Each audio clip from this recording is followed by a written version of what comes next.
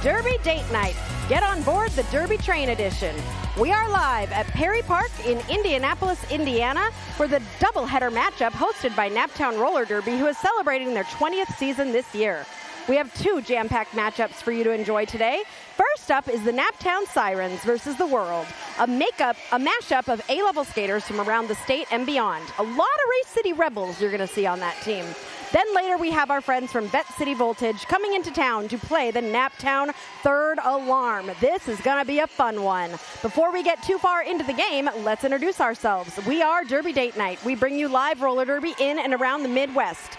On the microphone, you've got me, Aria, kidding me. I try to keep you up to date on all the action and hope I can make you laugh a little. The second half of our Derby Date Night team is seriously the guy who's been running around like crazy all day today, getting everything ready so that he can switch those cameras and make everything look so pretty on your screens. We have been married for 20 years, and our favorite date night is always a Derby Date Night. For those of you who don't know what we do here at Derby Date Night, we bring you both good roller derby and bad jokes. This week, we let our third wheel members vote on our joke topic by asking them their favorite way to travel on a long vacation. Between trains, ships, and planes, y'all overwhelmingly chose trains. So first off, you guys are liars. I do not think that many people are traveling on trains to go on your vacations. I don't think that's your favorite form of transportation. Maybe it is, but I'm just going to call you all liars because I think you nerds just wanted train jokes. So you're going to get what you want. We're going to talk about trains, and we're going to get on board the train so that we can talk about trains today. So choo-choo! All right, we got a lot of people playing. Sirius put the rosters up for you earlier. I love that the teams are like ready to go and lined up, and we're still at 2 minutes to Derby, but they clearly just want to play. So they're going to stand there for 2 minutes, though, because usually we don't let them start playing before. So I know you've already seen the rosters. I also want to recognize our officials: Eggs, Tofu, Dirt, Donuts, Heather, David, RBF, who brought us some lovely Rice Krispie treats. Eggs, Phoenix, Purple Fury, Atreyu, Bambi, Ogre, Little Patience, Atomic Blonde, Rika, Lightning Jam Queen, Pure Polly, and Karak. So a big old shout out to all of our officials, non-skating officials and on-skates officials. You all are wonderful, and we couldn't do what we do without you. We're so excited to have you all here. We can't wait. I think this is going to be a great matchup. Most of the world is Race City, but not all. I know my former teammate Boggs from Cornfed is out there, also Team Indiana. Floppy Joe, who's taken a year off, is out there, and Boggs and Floppy Joe used to play together in juniors a long time ago, so I'm excited to see those two play out there together. Andy, who hasn't played for a few years, former Team Indiana and Circle City skater, is coming out again. We haven't seen Andy on skates for a while, so I'm really excited to see that. We've got Star, who's a great jammer from Ohio, from Cincinnati Roller Derby. We've got Slayer Moon and Tailfeather, who have come from Bloomington. Lots and lots of great skaters. And then Thrilla Godzilla right there in the blue helmet, just aged up from K County, played the first adult game in the K County Rewind recently, and this is Thrilla's second adult game ever, but do not mistake Thrilla Godzilla for like, oh, just aged up. How cute. They're going to be so like, oh, it's going to be hard to play against the adults. Oh, no. Oh, no. I've seen Thrilla Godzilla play before, and Thrilla can hold her own with all of these skaters. On the line for this first jam, we've known and seen Sarge and Shaggy on Derby Date Night many, many times. So Sarge, who plays for both Naptown and Circle City, but right now has got that Naptown star on. So we are going to get started with our first jam of the game with Sarge and Shaggy both trying to figure their way out through this pack. And it looks like Shaggy thought that he was through, but got called on a forearm and is going to be sitting in that box. So this is going to be a power jam for Sarge and Naptown. Lead is still open right now while Shaggy waits in the penalty box. Sarge will be eligible to get lead as long as that star stays on, finding a tripod at the front. Reed and Diamond and Rowdy. Is that Rowdy? Yeah.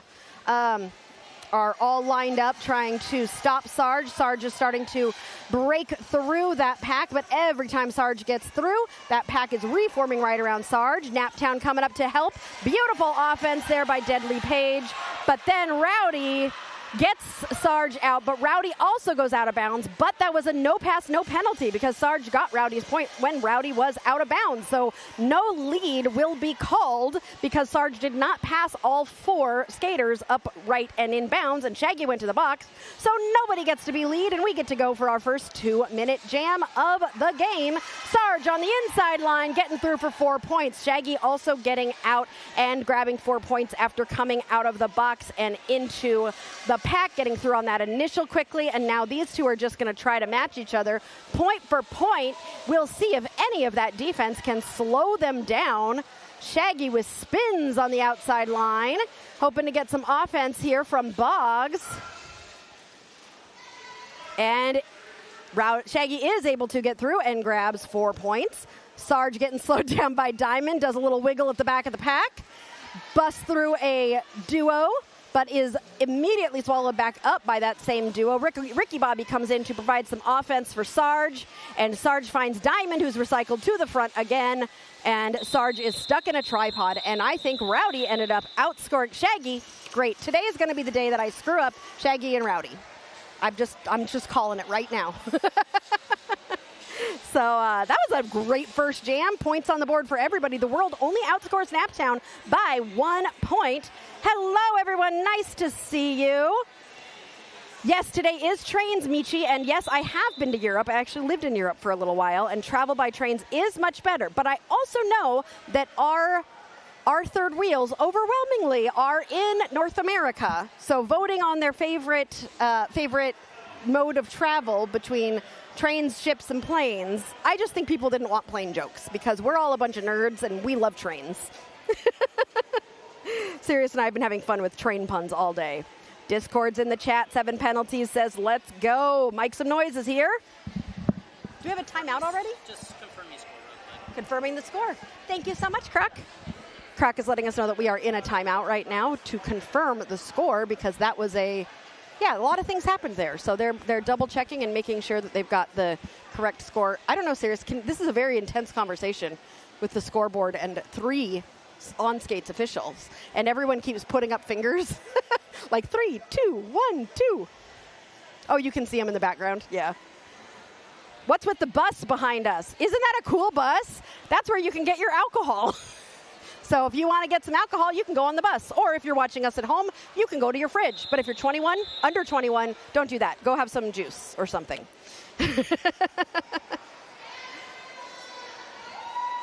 Carl, hello, yay! I am losing my train of thought. I see what you did there. All right, It's a Trap is jamming for the world up against, oh, who is that? Is that Willie? Yep, Will Smith is going to be your lead jammer. Coming out for Naptown, but It's a Trap getting out right behind, about half a track behind, as Willie comes in on a scoring pass, sweeping through, finds Andy. And Andy and Willie say, all good, everybody's good.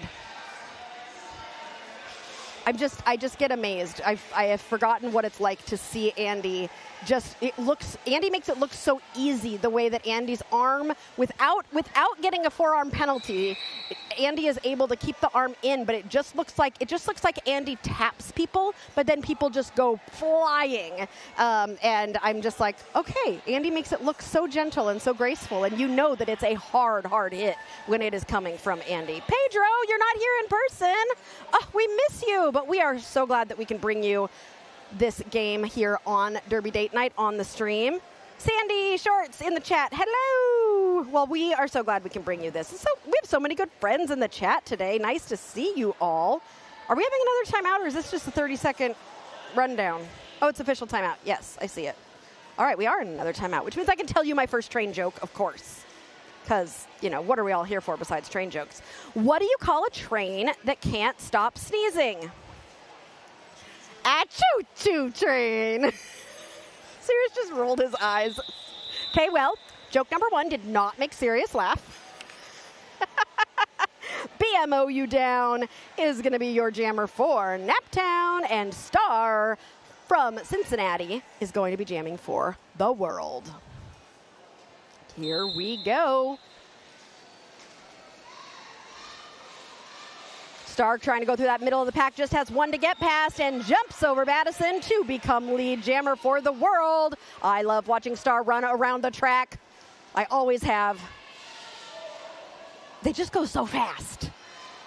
Still stuck in the pack is BMO You Down, who I think was a Naptown, was on the Naptown B team, but has recently, this season, come up to the A team. I might be wrong on that. You can correct me if I'm wrong, chat. But if I recall, I think BMO is newer to the third alarm. Ooh, blackout with the offense there.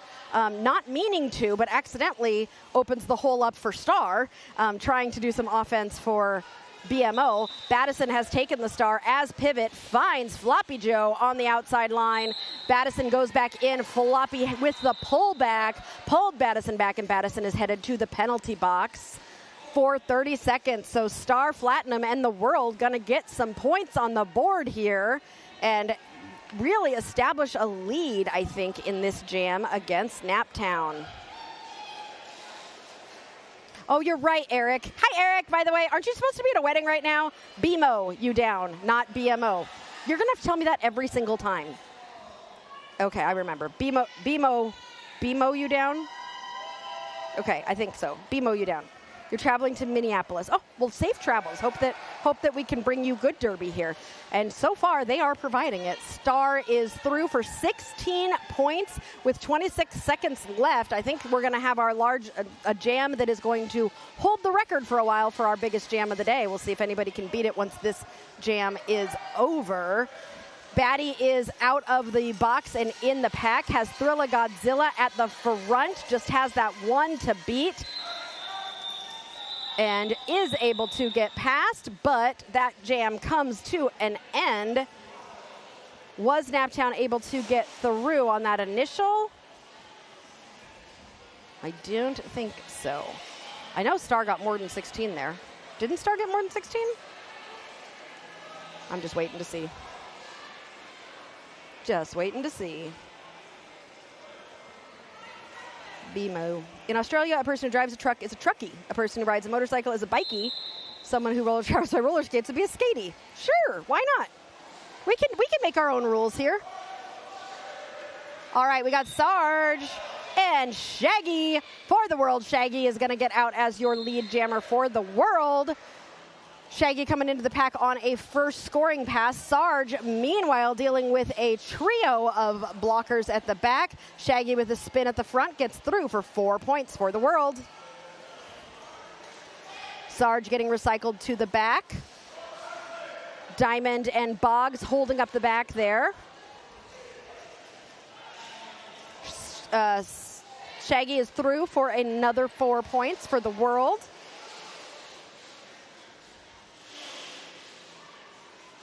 Shaggy comes in, finds Roulette Wheels, and is able to get past for another 4. Deadly Page comes in to provide some offense. Roulette takes that Star, is now the jammer for Naptown, immediately finds Rowdy at the back of the pack. Shaggy getting slowed down on the entry to the pack by Blackout.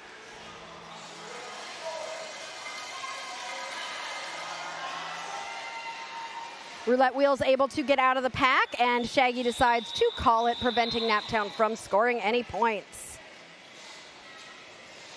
Whew, the world flying away from Naptown with 2 16-point jams in a row. Naptown's going to have to do some good responding to this as we start to get into this game, and they're going to try to do that with Ricky Bobby on the line for Naptown, but Ricky's going to be up against It's a Trap.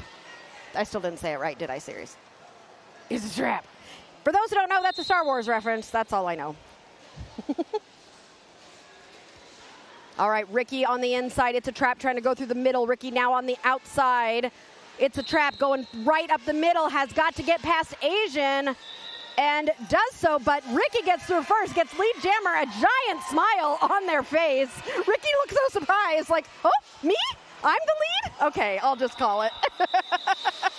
But look at that smile. I love it. I love it. No points scored there, so Naptown gets to try again. Thrilla Godzilla going up for Jammer, sending us some love. We really enjoyed watching Thrilla Godzilla during the Jerda playoffs here. Thrilla played for K County, and I always love watching Thrilla jam. But BMO You Down is going to have the star for Naptown, so we will see how this is going to shake out. How would you say that, like, train-wise? Does a train shake out? How this is going to roll out? Anyway, the jam started. Thrilla trying to go around the inside. Thrilla gets that track cut with the pullback from Battison, so this is that opportunity that Naptown needed. But first, BMO is going to have to get out of the pack, and that is a all-star lineup of blockers there that BMO is dealing with. But BMO does get through and will be lead jammer for Naptown, using all of that tenacity and grit to just push through to become lead. BMO is being signaled lead by Lil Patience, one of our IJRD skaters, who we see skating a lot for juniors. I love seeing those juniors out here doing that jam reffing. So a big shout out to Lil Patience, whose parents are also on scorekeeping today. So family affair over there for all of the helping each other out. BMO has scored. Whoa! Was that just a little apex jump or a big apex jump? Thrilla getting out of the box and through the pack is now eligible to score. BMO hits those hips, preventing the world from scoring, but BMO was able to put some points on the board here.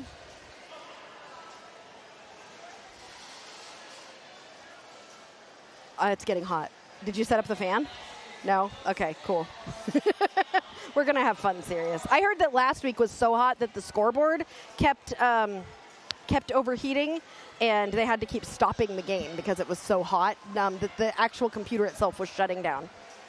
Yeah, crazy. Rowdy up against Willie. Willie, who's been skating for Naptown for a very long time. Always fun to watch Willie out there skating.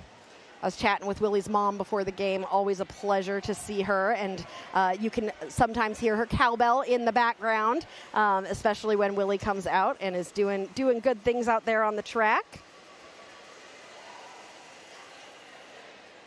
And we are in another timeout, which means, okay, Sirius, ready for me to try and make you laugh? Why can't train engineers be electrocuted? Because they're not conductors. Oh, you laughed. You laughed at that one. How do you locate a stolen train? Just follow the tracks. No? No? Fine. I'm trying to tell you all these jokes, and all you're doing is derailing me. I'm so funny. Oh. Michi's even got one that's a little bit of a question about bank track. Why do rail fans prefer bank track over flat track? While both forms of derby have a track, banked track has rails. Oh, Boggs is waving. I'm so busy telling jokes. Hi, Boggs. I love Boggs. I get to talk about Boggs' shoulders today again. I love talking about Boggs' shoulders. What? Yeah? I'm telling train jokes. But I'll talk about your shoulders, too. Did you hear what she said? I have no idea what she said. Avocado toast? Oh, yes, we like to know what Boggs had for breakfast before she plays because Boggs does such a good job. So she's letting us know, chat, she's letting you know that she had avocado toast. So we'll see how that works out for Boggs today. I would love some avocado toast. We went to Jimmy John's before we came here, but Sirius hasn't eaten his sandwich yet, and I ate mine. It was tuna. Totally tuna. This is an official timeout. We've got all of our Dazzle of Zebras finishing their conversation in the middle of the track. Hello. We are expelling white 162 for forceful contact to an official. To an official? And avoidable contact as well. All right, thank you so much. There is a skater who is being expelled for forceful contact to an official. I didn't see it. Hold on. It was Thrilla. Oh, that stinks. But it is also very well known that if you run into an official and it is avoidable, that can you have to be very careful around our refs. But still a bummer so early on in the game. It's never fun to have that happen, especially right at the beginning of a game. So bummer. Okay. So I tell him the joke because that brought the mood down. We don't like the mood to be down. It derailed the game a little bit.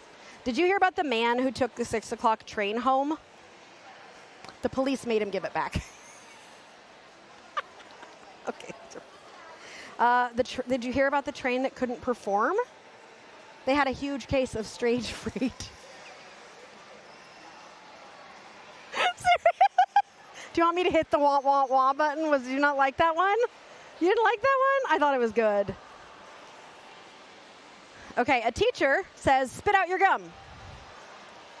But a locomotive says, chew, chew. Oh, Sirius, you have a sad face. I know, we love watching Thrilla play, but the good part is we get to watch Thrilla play lots. Thrilla, I know, just aged up to adults, and we are going to see Thrilla play a lot over the next few years, which is what's so great about junior skaters continuing to play as adults. And sometimes these things just happen, and heck, it's happened to me before. I was not happy, but sometimes it happens, and especially contact with an official is something really, really important that you're not doing. Also, if I'm not responding to your jokes or anything, our internet is a little bit slow here, specifically with the chat. So if I am missing what you're saying, just chat amongst yourselves. I'll catch up at some point, probably. Eric is in there, so even though he's at a wedding, Eric is moderating, and he'll help me out since I'm clearly behind on everything. All right, with that, we are about 10 minutes into this game, and we have got Rowdy on the line and Willie. Okay, that's who we had before, but we had to take a break to discuss things. Willie trying to go on the inside, Rowdy over on the outside. Rowdy finding blackout roulette wheels, and Ricky Bobby pushing Rowdy to the inside. Willie trying to push up the middle. Diamond sees Willie, doesn't get there fast enough, and Willie gets through on that first initial pass. Rowdy just has to get past Roulette and does so. Willie already in the pack on a scoring pass up to the outside. Great offense by Blackout, getting Trap away from Willie, and Naptown puts 4 points on the board and immediately calls it.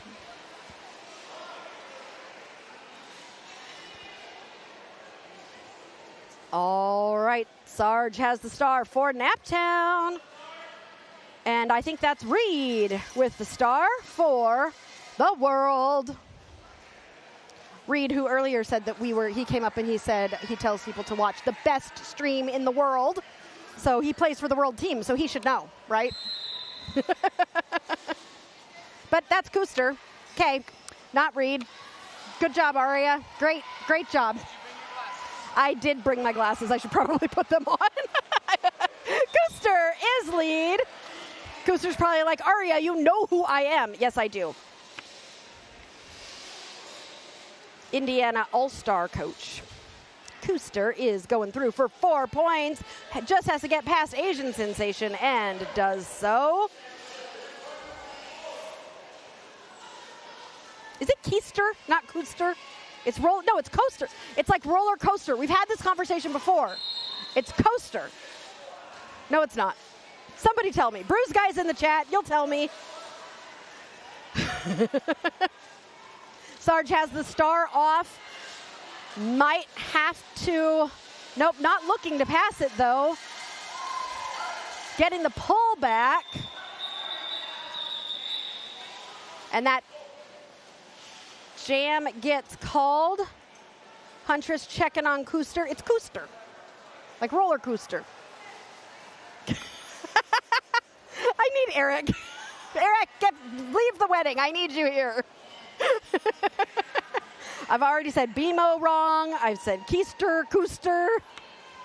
I need to do more Race City Rebels games because I haven't announced for these guys in a year, and it shows. BMO and Blint on the line for their teams. Blint at the back, hopping on that outside line to become lead jammer. Cooster. Okay, I got it right. I kind of got it right. Cooster. I'm going to write that down. Cooster. All right, Blint is almost through. Just has to get past Batty. And does so for lead jammer. BMO. Oh, beautiful hit up by Floppy Joe, except for he was a little bit out of the engagement zone with that hit and gets a penalty, but that was real pretty. Stayed in bounds and everything, just was a little bit past that engagement zone with that hit. So that's what caused the penalty there. But BMO and Blint are both running around trying to score points here. The World, Blint has scored 8, 9, 10, 11, 12 points so far for the World, and Naptown on their first scoring pass right now. BMO getting pulled to the back.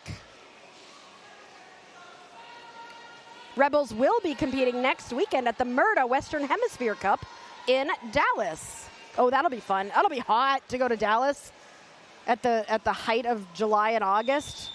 That's going to be hot, so I hope they have good air conditioning down there. So is the MIRTA Western Hemisphere Cup happening at the same exact time as the WIFTA Contenders Cup? Like it's just on 2 different tracks, I think, is what I understand.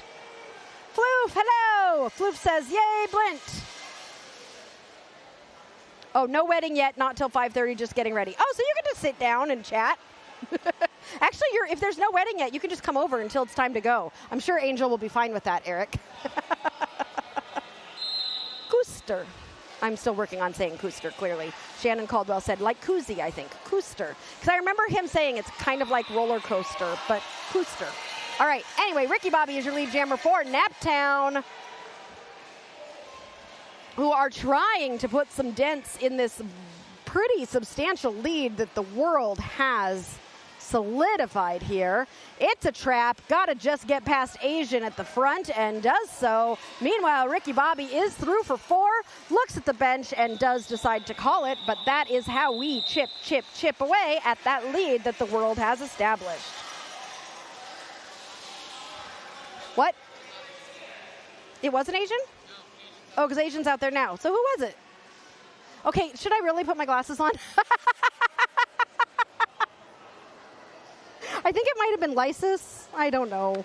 Or, I'm not old. Serious? This is not the topic. The topic is trains. Fine, but where are my glasses? Okay, fine, I'll put them on. No fun. All right, here we go. That's Shaggy and Sarge. Ooh, I can see better with the glasses. Shaggy is your lead jammer. Sarge currently fighting through, getting help from, yes, that was Asian there with the offense. Sarge finds Andy and Diamond recycling. We all know Diamond's great at that one-on-one blocking. Diamond has to let Sarge go as they are out of the engagement zone. Shaggy gets through for 4 points and calls the jam. It was 99. Oh, it was Deddy Page. Thank you, Eric. I was switching Deddy Page and Asian. Okay. I'm going to keep trying to be able to see everybody. Maybe I just need to go out on the track. I'm sure no one would care that Aria's just running around announcing while running around the track. It's also bright in here. It's not like it's hard to see. Just me. BMO and Blint jamming for their teams. BMO dealing with the blockers at the back while Blint stretches that pack out at the front and will be your lead jammer. We have a Naptown blocker who headed to the penalty box there, so the World currently has a 4-3 pack advantage as Blint comes in on a scoring pass and gets through for 4 points. Meanwhile, BMO up at the front has found Floppy Joe, who holds BMO long enough for the rest of the pack to join Floppy, and BMO now is dealing with all the blockers.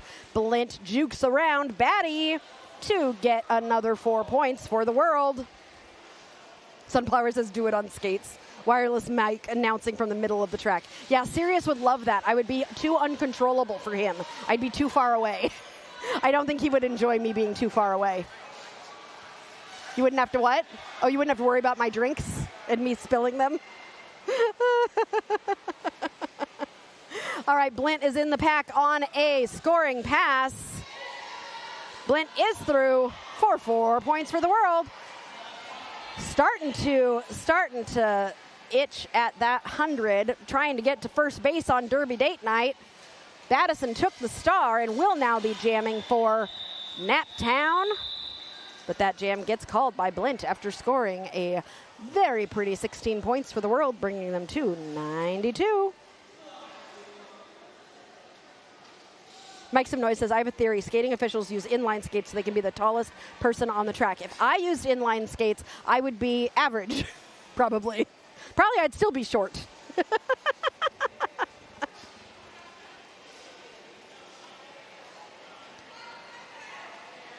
All right.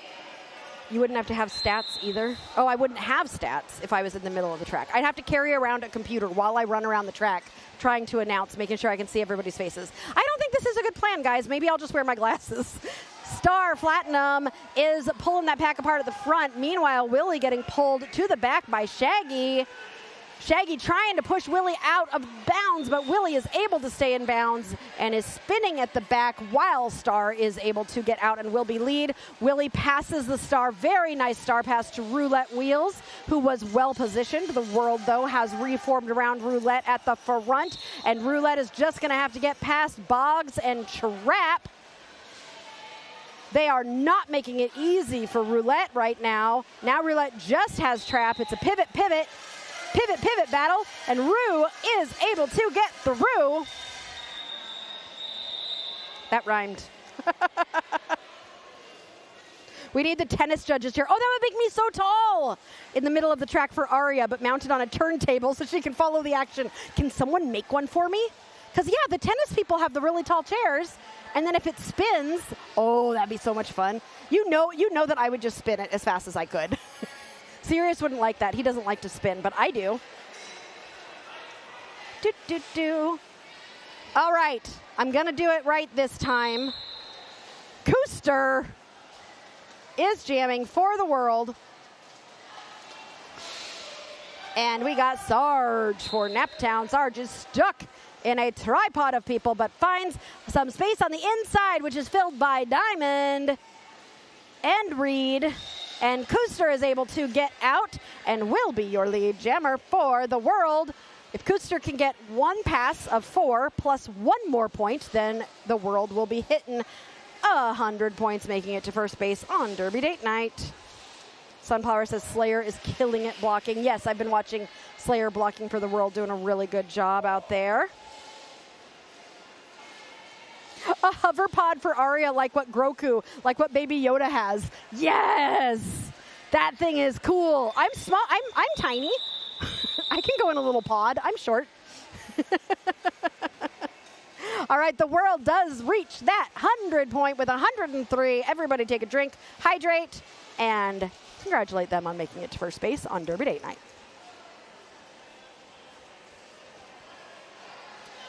Floppy Joe and BMO. Eric says, I'd love to see that. You have a hard enough time keeping everybody separate when you can see their numbers, let alone just the tops of their helmets. That's actually a very good point. The glasses seem to be helping. Hey, I thought Floppy Joe was only going to be blocking today, but I guess Floppy's decided to put that star on. I always love to see Floppy Joe block with a spin on the inside line. Floppy, ooh, yep, one hand out of bounds is still in bounds as long as it's only one. Blackout is doing such a good job with blocking today. And Floppy is able to get around. Floppy is so good at jumping around on that line. BMO continuing to fight. Floppy with a little apex hop. Eric says we could put a baby Bjorn on Ogre. Absolutely not. And now you guys are saying I would drop snacks. Really? Really? Floppy Joe has scored 8 points and is coming around to try and score some more. Battison has the star now for Naptown. I see what you guys think of me. I'm in a Baby Bjorn dropping snacks. Thanks a lot, guys. Battison and Boggs find each other. Rowdy's there too. Robin Dagger's coming in with some offense, trying to help Batty get through. Floppy Joe threw for another 4, bringing that total to 16. I think the world has hit 16 a few times, but we haven't hit 20. So I think Floppy Joe might be the new record holder of the largest jam after this one. And that's a 20 for Floppy Joe. Floppy jukes around, BMO, and jukes to the inside and gets through for another 4. That is 24 points with 9 seconds left. I don't know if he's got enough time to get more, but if anybody can do it, we know it's Floppy Joe. Let's see, were there any more points scored there?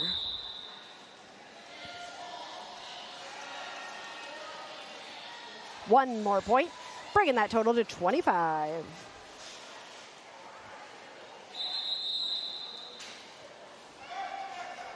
Mr. Bruce Guy up in Canada, helping them out and is reporting some scores from around the Derbyverse. Quebec just won a game 3-15 against Royal City 47. 3-15 is a lot of points. That's a big score.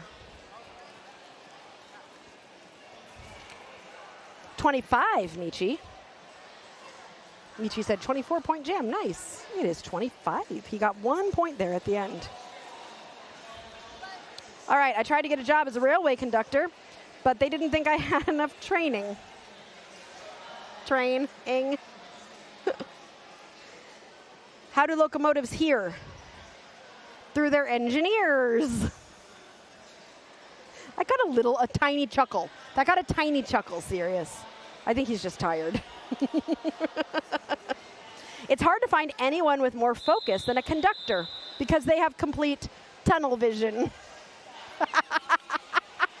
I'm laughing more at Sirius's face than at the joke because that one was a big ol' eye roll.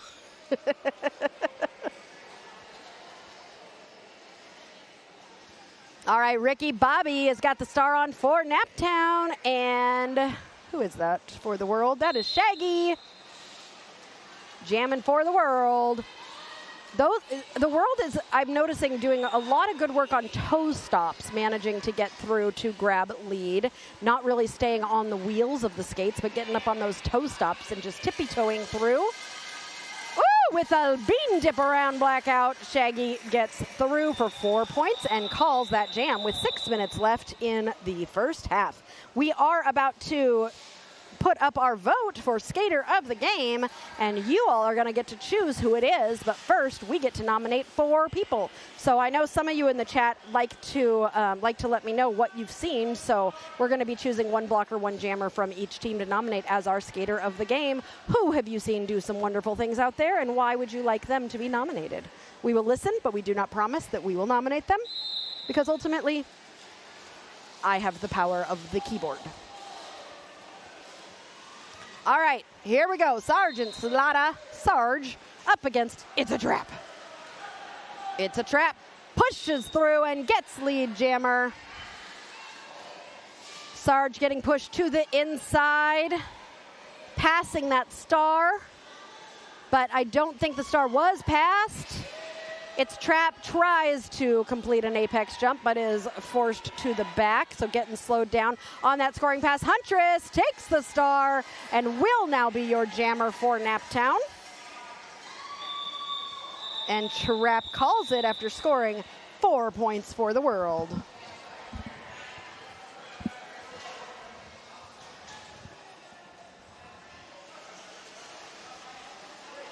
All right. Michi says, when it comes to bad train jokes, Aria says, I think I can. Yeah, I'm going to need to root for myself on these ones, I think. Yes, we are at the infamous Perry Park on the south side of Indianapolis. It is not as hot here as it has been previously. So it's hot, but we are very grateful to have some air on us today. It is nothing like it was last week. I heard last week was bad. The World is a powerful group of local skaters, some of the best in the state. 100%, Katrina. I agree with you. The World has got some very strong skaters fighting this Naptown team. And I love that Naptown was like, you know what, we're gonna invite these people here, and we're gonna make sure that it's a darn good team that we're playing. Sometimes when teams want to play a mashup team, they choose skaters that they think they can beat. But I like that Naptown is like, you know what, we're gonna choose the best skaters we can find, and we're gonna try our best against them. And I love the fact that Naptown does that. They're always being challenged and trying to do better. And in a few weeks, I've heard that they're gonna be going to play Arch as Arch gets ready to go to champs. And, you know, they're just like, yeah, let's get challenged, let's learn, let's grow. And that's what Naptown's doing today here with the World. Rowdy is through for 4 points for the World.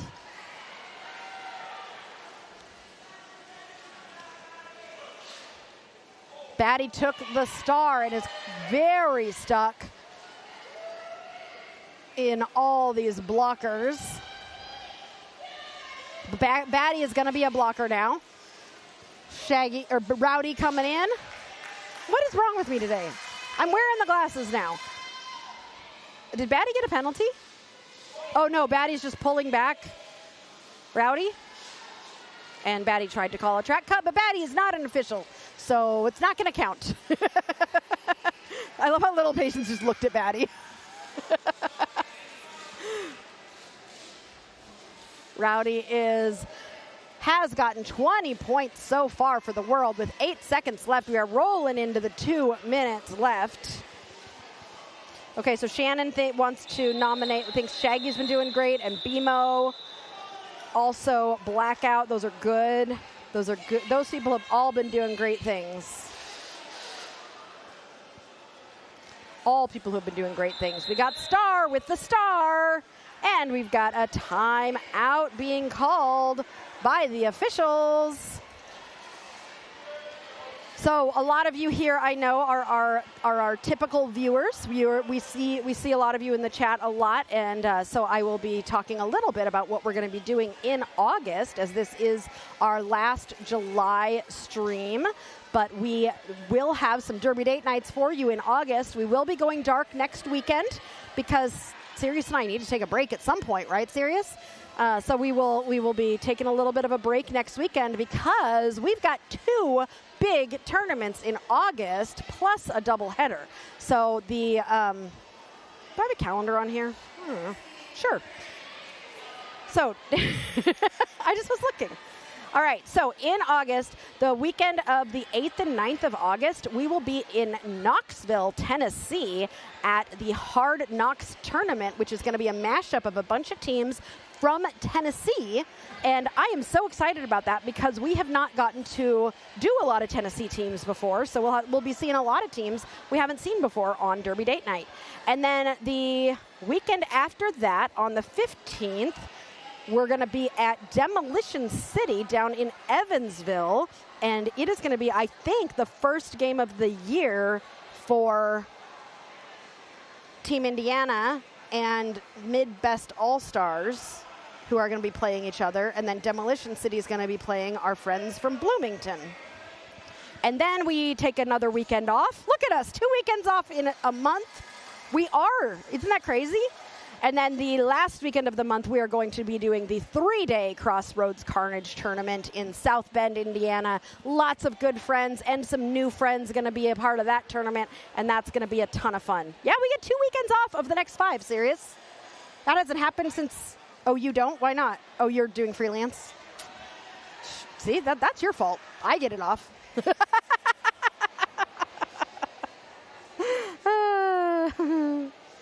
All right, we got 2 minutes and 7 seconds left, and the refs are having a nice conversation in the middle, and we're about to find out from Croc what that was.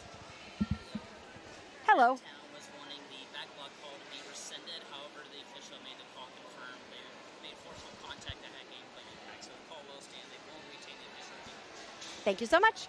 All right, so Naptown did call an official review there. They were hoping that back block on on Madison could be rescinded. The officials discussed and decided that the back block will stand, as that back block did have forceful contact and made gameplay impact. So they will lose their official review, which you only get one per half. They're going to get another one in the next half, so they will be good to go. Look at, you had Slayer Moon's jersey up. Maybe you'll get it in a second. Okay, number 8, Slayer Moon, who's standing sideways. That is one of the Derby Beast Skater of the Month jerseys, and I believe it's a cicada on there. And I love the Derby Beast jerseys of the month. Isn't that what I said? No? That's not what I said? I said Skater of the Month? Yeah, nope, jerseys. Jerseys is what I meant. But keep an eye out for Slayer Moon's jersey, because that is one of the jersey of the months from Derby Beast. And I love the fact that they do those fun jerseys of the month, so you can wear all sorts of fun things. We should do a Derby Date Night jersey of the month. That'd be fun. All right, Willie and Star have got the stars for their teams. Wait, Lynn says that Perry Park is a combo hockey rink and swimming pool. Where's the swimming pool? Oh, it's outside? I don't think I ever walk over there. Willie is your lead jammer for Naptown. See, here's the comeback. It's happening. Willie's in the pack on a scoring pass. Roulette is pulling back Star to the back of the pack. Oh, it's a Lisa Frank cicada. See, that's even better that the jersey of the month is a Lisa Frank cicada, because I love Lisa Frank. Very nice. And Star gets through and puts that star on and is racing after Will, who calls the jam and was able to put some points on the board here for Naptown. 1 point on the board for Naptown. 1. Mwahaha. You can get any jersey of the month now until 7/31. Okay, Sandy says you can get the possum, the cicada, or the Pride Malort. Oh, no, the Pride is one jersey and the Malort is another jersey. Yes, get those jerseys. Get them. My favorite of those, I think, is the possum. Yeah, I like the possum because it looks dead. Sarge and Blint both switching from inside line to outside line, and that helped Sarge get through for the second lead jam in a row for Sarge. But Blint gets out as well. That pack starts speeding up. We have got 20 seconds left in the first half. Sarge decides to call it, and Diamond is calling an official review for the world. They may be using it as a timeout. They may actually be asking for something. We will find out. Sunflower says, I already own all of the jerseys of the month. I love it. Ooh, Sandy says, just wait till next month. When do we get to find out what the next month's jersey of the month is? Peebs, hi, Derby Date Night. Go tell, yes, Tailfeather, your mom is in this game playing for the world. You are absolutely correct. Looks like we are having an actual official review right now, but why are the officials all laughing? Is this a silly official review? Okay, well, Ogre's on his knees, and he's spinning from forward to backward, and everyone is laughing. Why are you guys laughing so much? The world was challenging a jammer lap point. The jammer lap point? Oh, okay. The world was challenging a jammer lap point. So, yeah, that makes a lot of sense, doesn't it? They were just being silly. Oh, okay. Sirius is just looking at me. August 1st is when we find out about the new jersey of the month. Can you give us any hints, those of us who are here? Do we get like one color maybe? I just like to get hints. Maybe we can get a hint from Sandy. Andy with a big ol' hit on BMO, slowing BMO down, and it is Shaggy getting through to become lead jammer. Andy and Floppy Joe, I think Andy and Floppy Joe might have also played together on juniors. I love watching people grow up. Shaggy coming around on a second scoring pass. Oh, we missed the 16462, which still wouldn't be a palindrome, but no, it would. It would, but it's not. Now it's 168. The period clock has expired.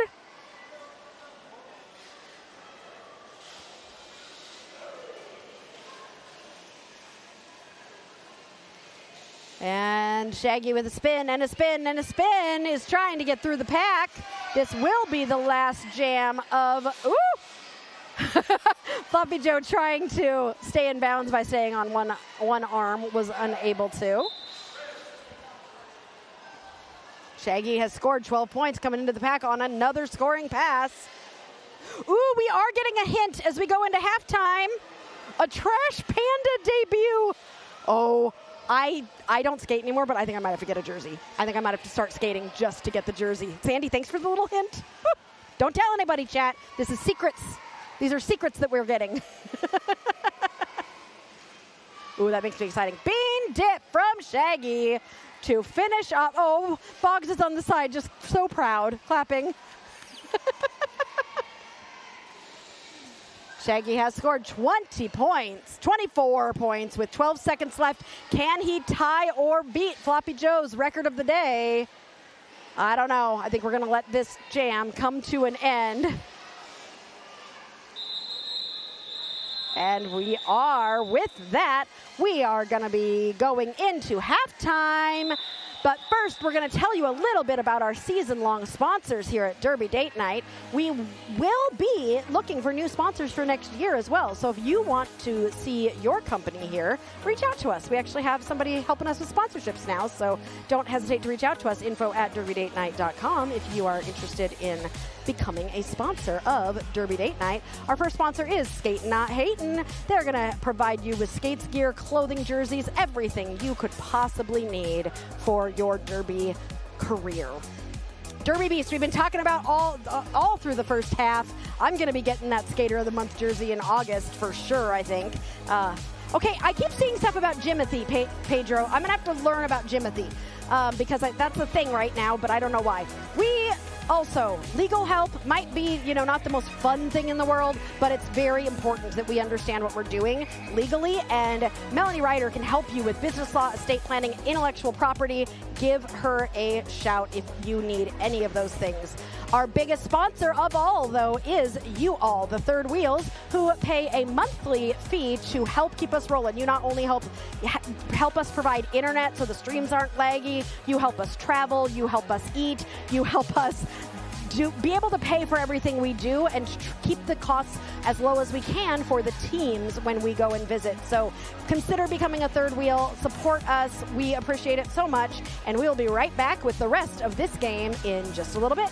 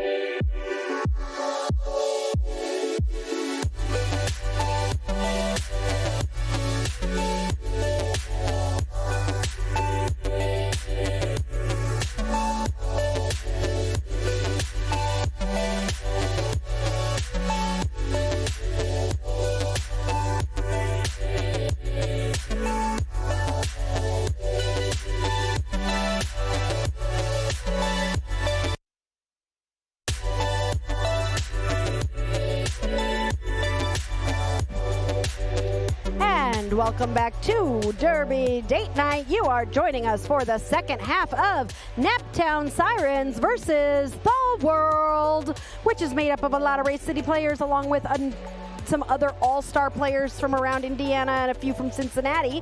Here's how the game has been shaken out so far. The World has had lead jammer a few more, almost double the time of Naptown. Naptown has been utilizing the power of the Star Pass to try and get some points. Naptown also has had power jams where the World, they have been able to take advantage of the World going to the box a couple times, and here's where the big difference is being made. The World is scoring 9 points to every 1 point that Naptown is scoring. So we will see how this game shakes out as we move into the second half. We got lots of Derby for you today, though. We've got a whole nother game after this with Vette City Venom. Roulette just gave us a big old wink, and I loved it.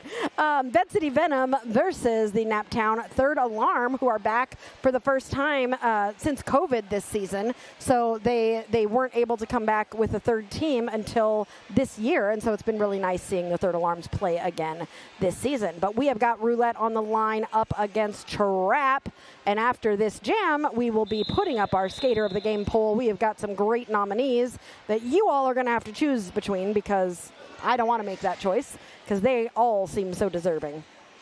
All right, Roulette in the back, Trap in the front. Trap sweeping to the outside, Roulette going for the inside. Trap getting the pull back by Ricky Bobby.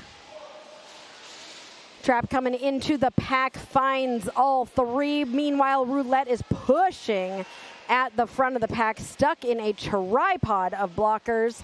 Trap is able to make it out and is going to be your lead jammer for The World.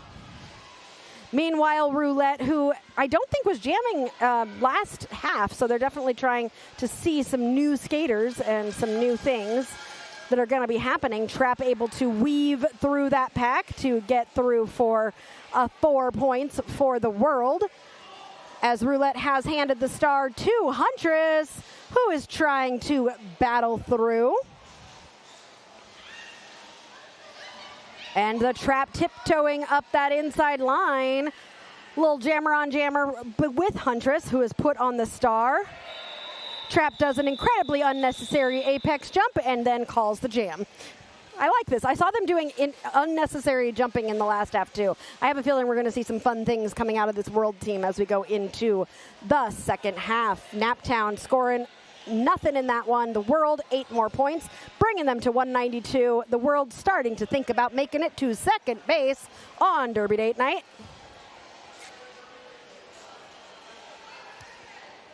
Peebs found a skater that has your number. I'm always looking for my number twins whenever I watch Derby.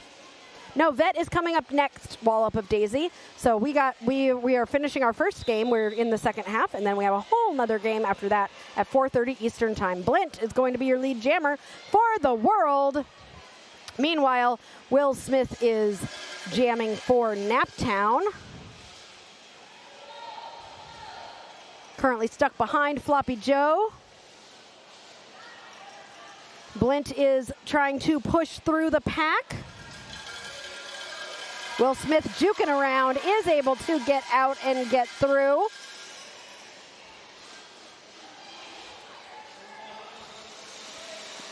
Oh, a little jump from Will Smith, trying to grab some points there at the end.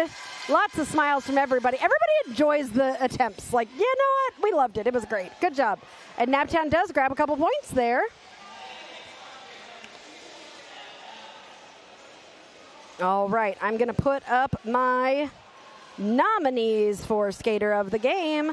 I'm going to start this poll. You get to vote for one person as your Skater of the Game. They will receive the coveted Skater of the Game sticker. You can only vote once. You cannot change your vote. The power is in your hands. Sarge jamming for Naptown, who came over during halftime to make sure you all knew Sarge says hi. Sarge was like, tell the chat hi. I want to say hi to the chat. So Sarge says hi. And Sarge also got lead. Star is racing after Sarge, who is in that pack, trying to get those points. and grabbed 3 points for Naptown. Naptown starting to get on that board, but they have not had a multi-score jam, so being able to go through the pack more than once in 7 scoring runs. So when they score, they are not able to get through more than once. So that's what Naptown really is going to want to turn around. He then is asking, Sandy Shorts, I don't know if you're still watching, is there a special link for older styles of Derby Beast? If so, let us know where we can find that. And I don't know if there's a stream tonight for Steel City versus Vette City. I am not sure. Yeah, I guess Vette City A is playing somewhere else, so Vette City is dividing and conquering. I am not sure what I think Steel City might be doing something for streaming, but I don't know. But you can always watch here. Are you going to watch both at the same time, Ethan? That'd be fun. You can do multi-screens. I know we have some of our members who like to do multi-screens. Cooster is your lead jammer for the world. BMO currently jamming for Naptown.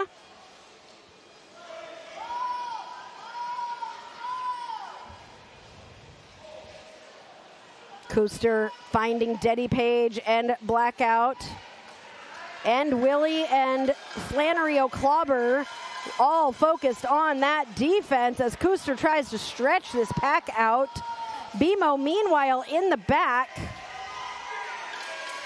finding Diamond, Reed, and Boggs.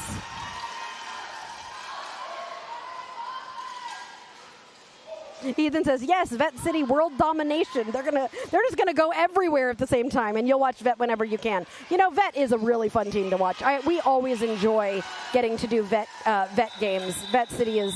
We were joking. Was it last season or the season before that we thought that we were kind of sponsored by Vette City because what? Who was stalking who? We weren't sure. It was a mutual following. Either we were following them or they were following us, but Vette City was on Derby Date Night a lot last year. And then this year we haven't seen them as much. So it's always nice when we do get to do a game or two with Vette City. We love them. Ricky Bobby has the star, and so does Blint. The world has hit that 205, which means they made it to second base on Derby Date Night.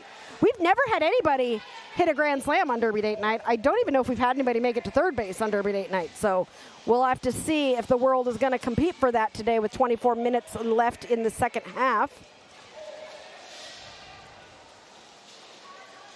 VCRD Poison Pen 52 says, can't make it to cheer for Vette City later, but go Friends. Love my teammates. Oh, thank you so much, Poison Pen. I will try to pass that along to them when they are playing.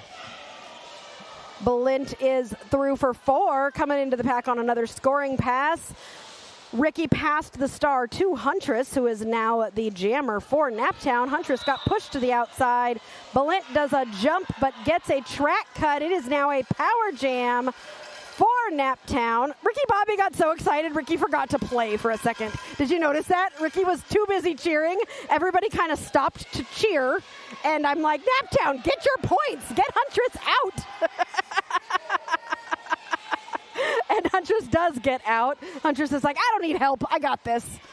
And gets through and will be eligible to score points now for Naptown while Blint stands in the penalty box with less than 10 seconds left.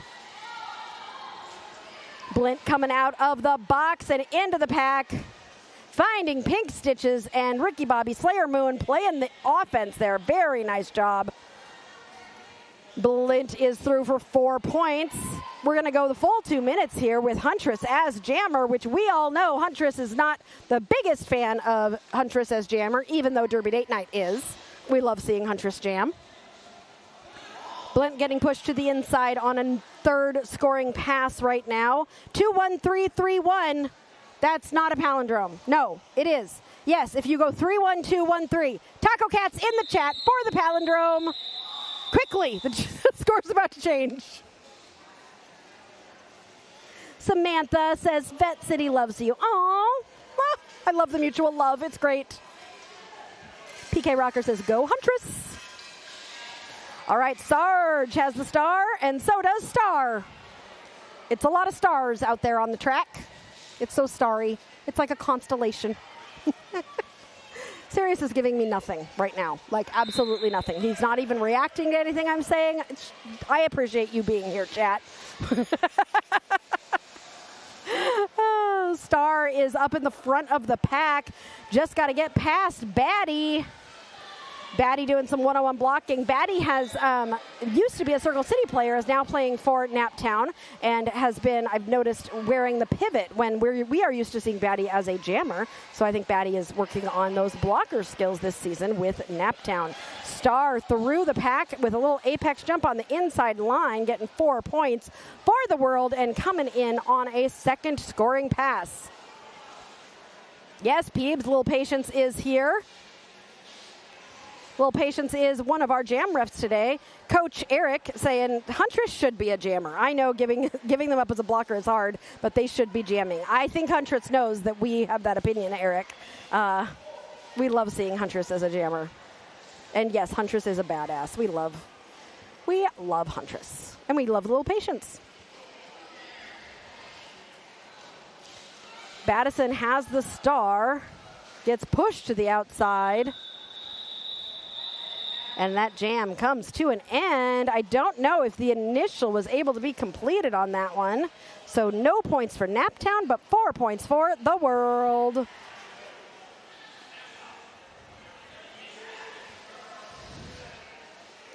Warp Speed and Shaggy having a long conversation about something. I was trying to read their lips, but we all know how well I see. BMO currently winning the Skater of the Game poll,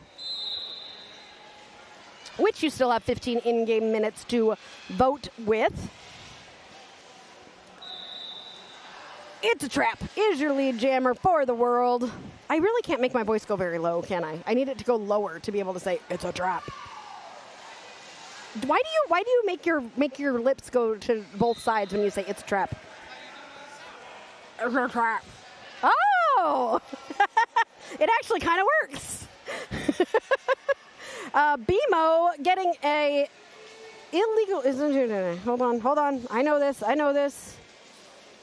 Illegal contact penalty is headed to the box, and this will be a power jam for Trap and the World. I believe this is the first power jam of the second half.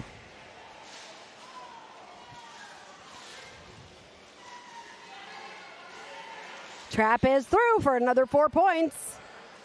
BMO is standing. About to be released from the box while Trap comes around another scoring pass.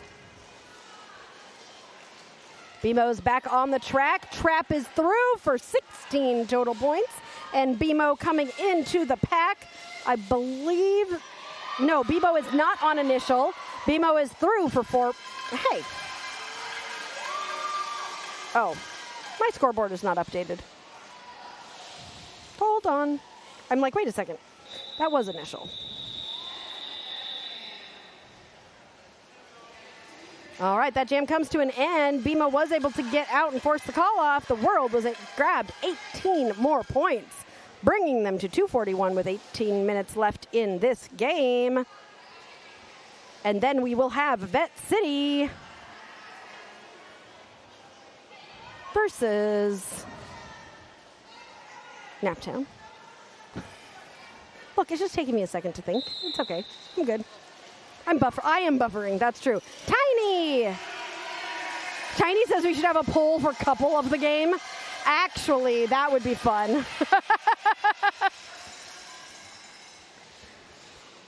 Will Smith got out first, but did get lead. And Will Smith gets 4 points. Blint got out as well, is currently on a scoring pass.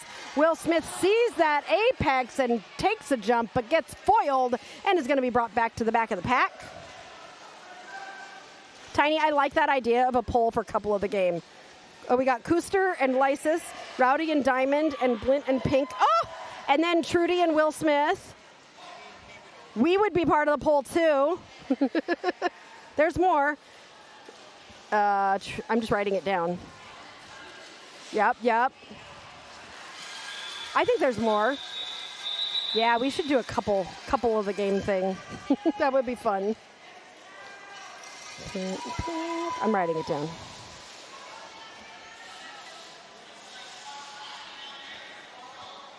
We have got Sarge with the star on and star. Sergeant Star. It's fun to say. We are almost halfway through the second half.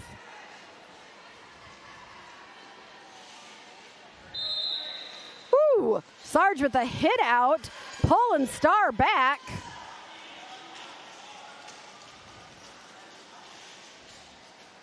Both of them trying to occupy the same exact space, but Sarge has now found Shaggy at the back, and Shaggy's saying, "You shall not pass." But Sarge says, "Let me through." Star getting pulled to the very back, while Sarge is still dealing with Shaggy at the front, and Diamond and Andy have come to provide some support. While Star is jumping around at the back, that tripod has pretty much just stuck in place on the inside line. Star gets through to become lead jammer. Naptown coming in to provide some help to Sarge. Carl says the world seems to be doing really well at keeping their skaters together and blocking. Absolutely. Mike says couple of the game is always Aria and Sirius. It's their date night after all. Aww. We could do non-skating streaming couple of the game. Would always be us.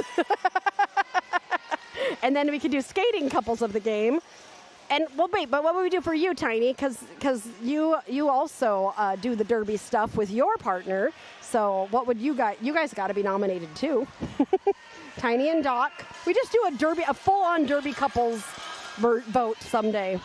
Okay, the star was passed for Naptown to Batty, who was able to get out and is hyping the crowd up. Batty's like, I'm just going to get the crowd excited about something. Anything. Doesn't matter what. We're just going to be excited.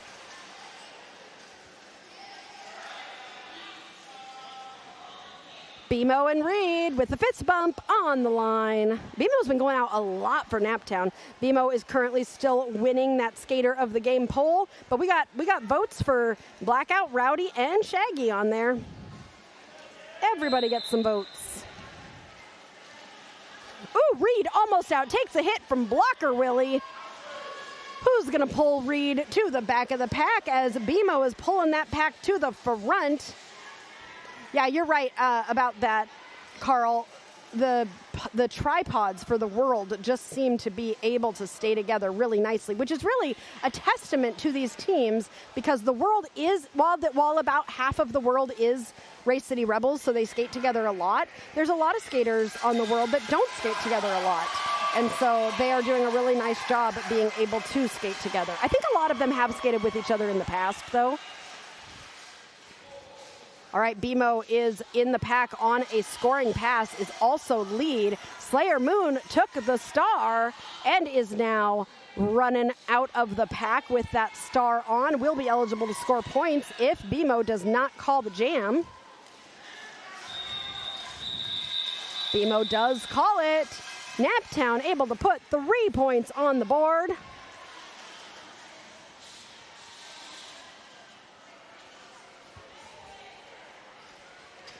And Naptown currently has my derby number, 42. Love to see it. Blint is sharing a laugh with Ricky Bobby as they get ready to jam in this next jam.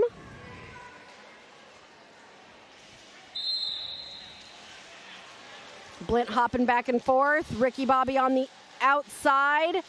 Blint just going to have to get past one more blocker for Naptown and does so to become the lead jammer for the world. Ricky Bobby also out about half a track behind, putting that star back on. Ricky is running to catch Blint as that pack has sped up. Huntress at the front, catching Blint.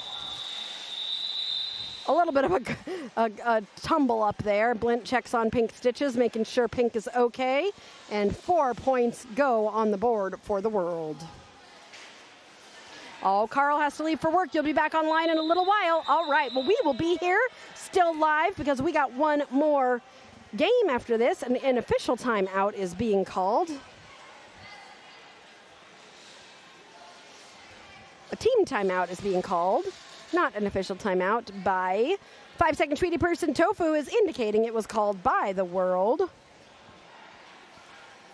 Partners of the game, but not this game. I like partners of the game. Except for then, I don't know what I would do with my skaters. Are you saying that I should do partners of the game poll instead of skaters of the game poll?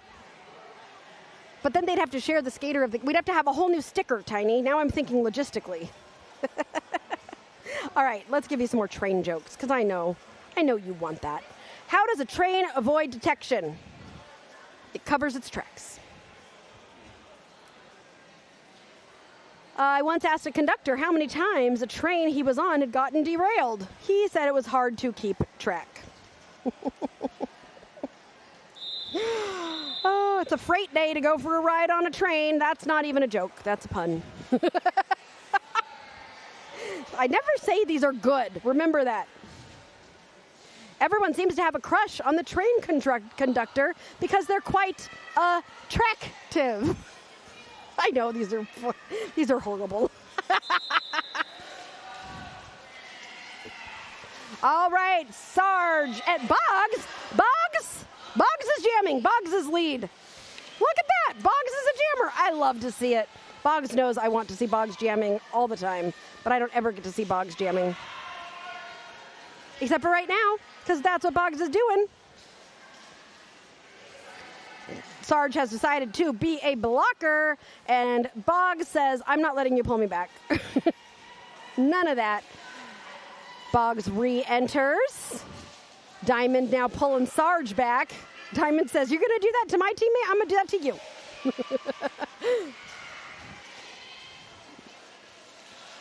Everybody's all mushed up in there. Currently, Boggs is the one that is on a scoring pass.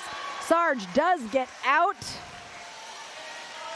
Boggs gets pushed to the outside and calls that jam, but not before scoring 3 points for the world. Blizzy, hello, nice to see you.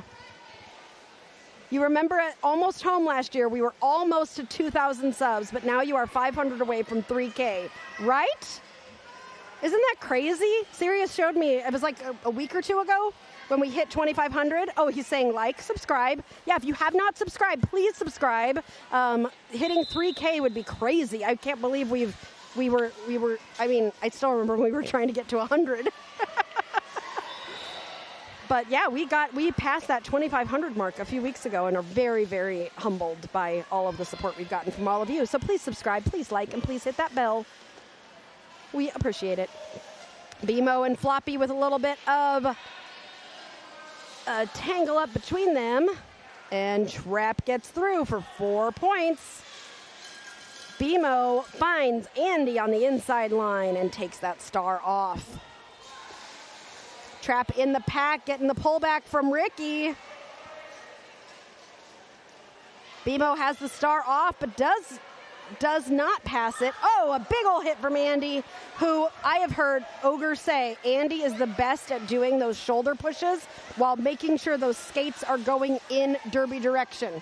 As long as you saw that, her skates were 100% going in derby direction, and Andy just took that shoulder, boom. And a compliment from Ogre. Ogre saying that Andy can do that so well and so legally, but it still looks like it hurts every single time I see it.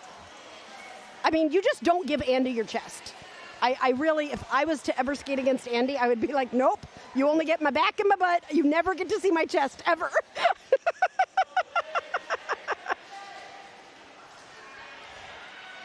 Thanks, Mike. Mike says, hit that like button. 40 watching, 3 likes. The more likes we get, the more we show up in people's algorithms, is what we learned. So even if you've already subscribed, you can still like the video. Diamond has the star on, and Willie. I like that this is a throwback game, and now I'm seeing some throwback players.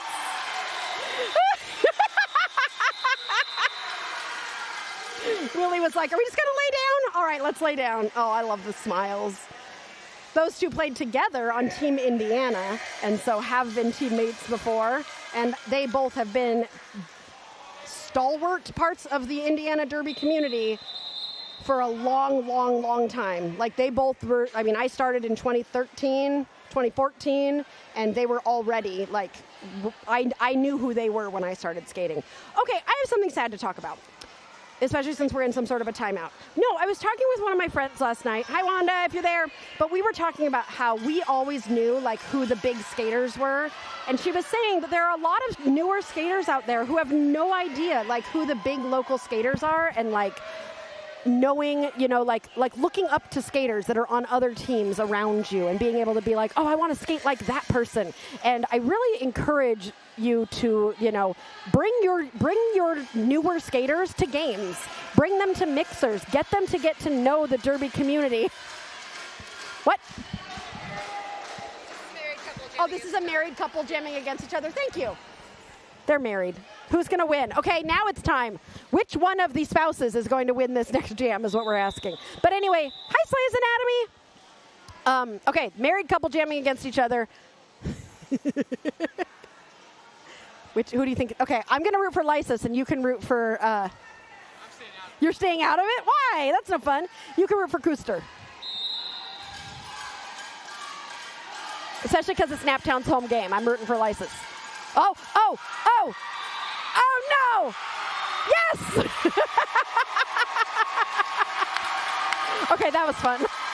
Oh, Kuster has the biggest smile on his face, chasing his wife down. That was really cool. And Kuster gets high fives from everybody. And he's waiting for his wife. Oh. Serious, you need to start skating so we can do that. We don't even skate anymore. Ooh, Heathen with the star on. Don't see that very often. And roulette wheels.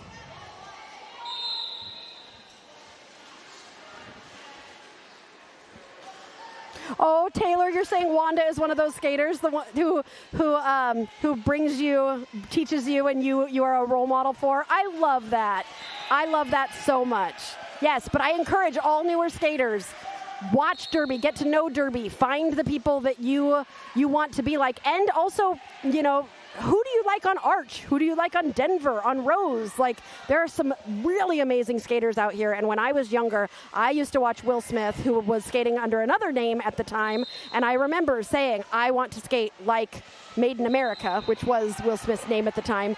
And just, it's so cool when you finally get to skate like with those people or against those people.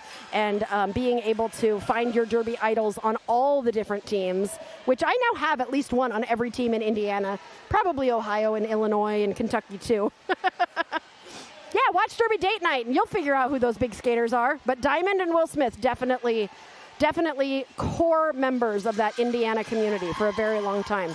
Speaking of roulette too, roulette's been around for a really long time as well. Heathen got that lead jammer. There's so much happening. And was able to score 4 points for the world.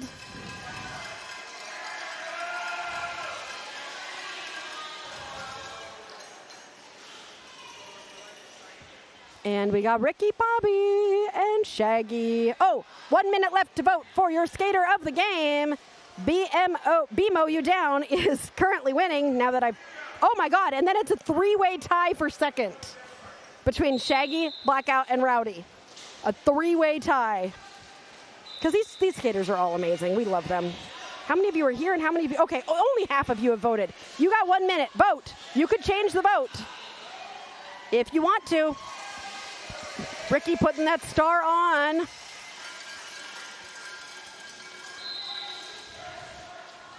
That's not Tail Feather. That's Shaggy.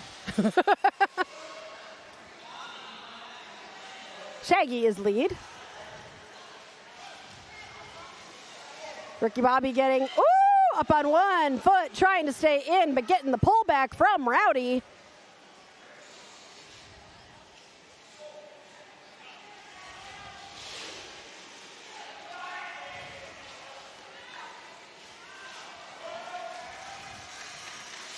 Oh, Sirius is telling me I need to talk. I'm sorry, I was watching Derby for a second. Is that okay? No? Because I'm the announcer? Shaggy through for another 4. We are under 5 minutes now. I am just about to close that poll. Woo! Shaggy coming through for another 4, bringing that total to 16. Do we think the world is going to make it to third base? The first team to make it to third base on Derby date night, maybe? Maybe. Ooh, as Shaggy is doing this skate, Shaggy's votes have been piling up, and Shaggy is pretty dominantly now in second place for the vote, but it is pretty clear who our skater of the game is going to be, and that is going to be BMO You Down from Naptown. Congratulations to BMO, yay! Heathen and Shaggy are a couple also. Oh my gosh. Really? Derby people just date each other, don't they? And marry each other. We've got some married people too. And Pink Stitches and Warp Speed are your daughters, Jolie. I do remember that. They're doing such a good job. Are you here or are you watching from home? You would have said hi, I think, if you were here. Lysis and Star. And then we got a whole nother game after this. 3 minutes, 20 seconds left in this game, but then we have got more games for you. Vette City, Venom. Star sees a space on the outside, avoids a hit from Battison, but does not avoid Sarge and comes back in, finds Warp Speed at the front. Warp Speed doing that one-on-one blocking. Ooh, Lysis coming in. Is Lysis being blocked by Kuster right now? Sarge coming in with some offense. And Star does get past Batty at the front.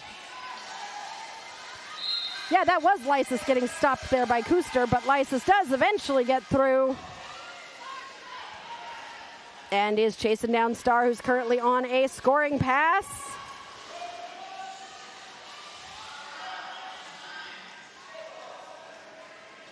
Star's through for 4 points, coming around on another scoring pass. The world is at 299.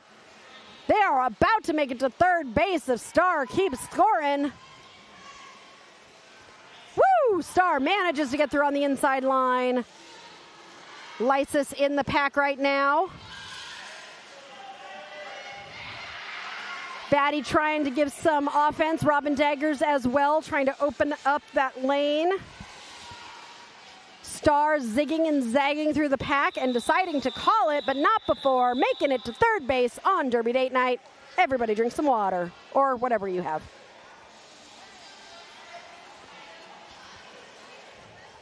One minute, 37 seconds left in this game, and you have got our skater of the game, BMO You Down, on the line for Naptown. And okay, I'm gonna make my lips diagonal now. It actually works. That's why you make your lips go like that.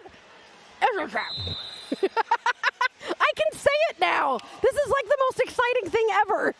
All right, your lead jammer is going to be... I just sounded like Scooby-Doo. 1 minute left in the game. Yes, Voltage is playing at 4:30, so in 25-ish minutes, Vette City will be playing. So stick around for that. That is our next one. It's a Trap has scored 4 points and is coming around. The Star was passed to Roulette Wheels, who is now the jammer for Naptown. Willie's birthday is on Friday. Happy birthday, Willie. Love your big bro. Oh, I love it. Happy birthday to Willie. Always fun. My dog's birthday, Tater Tot, is turning 2 years old. Is today the 28th yet? Oh, we're almost done with the period, but I got to know what day it is. On Tuesday. My dog, what do you do for a dog when he turns 2 years old? He turns 2 on Tuesday, and he's very excited about it. It's a Trap has scored 8 points. The period clock has expired. Trap comes in up on that outside line with tiptoes. Roulette putting that Star on after taking that pass.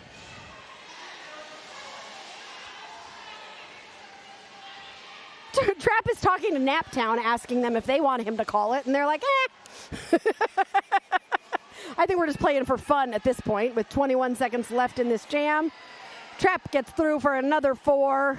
Roulette takes a break before coming into that pack again to try and get through. Coach Eric says, how's Boomer? Boomer is doing great. He has had a very good week. And with that whistle, the game is complete. The unofficial score is 326 for the world and 53 for Naptown.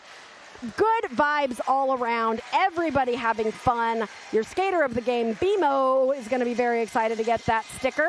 And we're going to give out one more sticker later tonight to either someone from Vette City Venom or someone from the Naptown Third Alarms. Hi, Naptown. Everybody wave bye to Naptown. We'll see you in a little bit when we are back on Derby Date Night with another game in just about 25 minutes. See you in a few.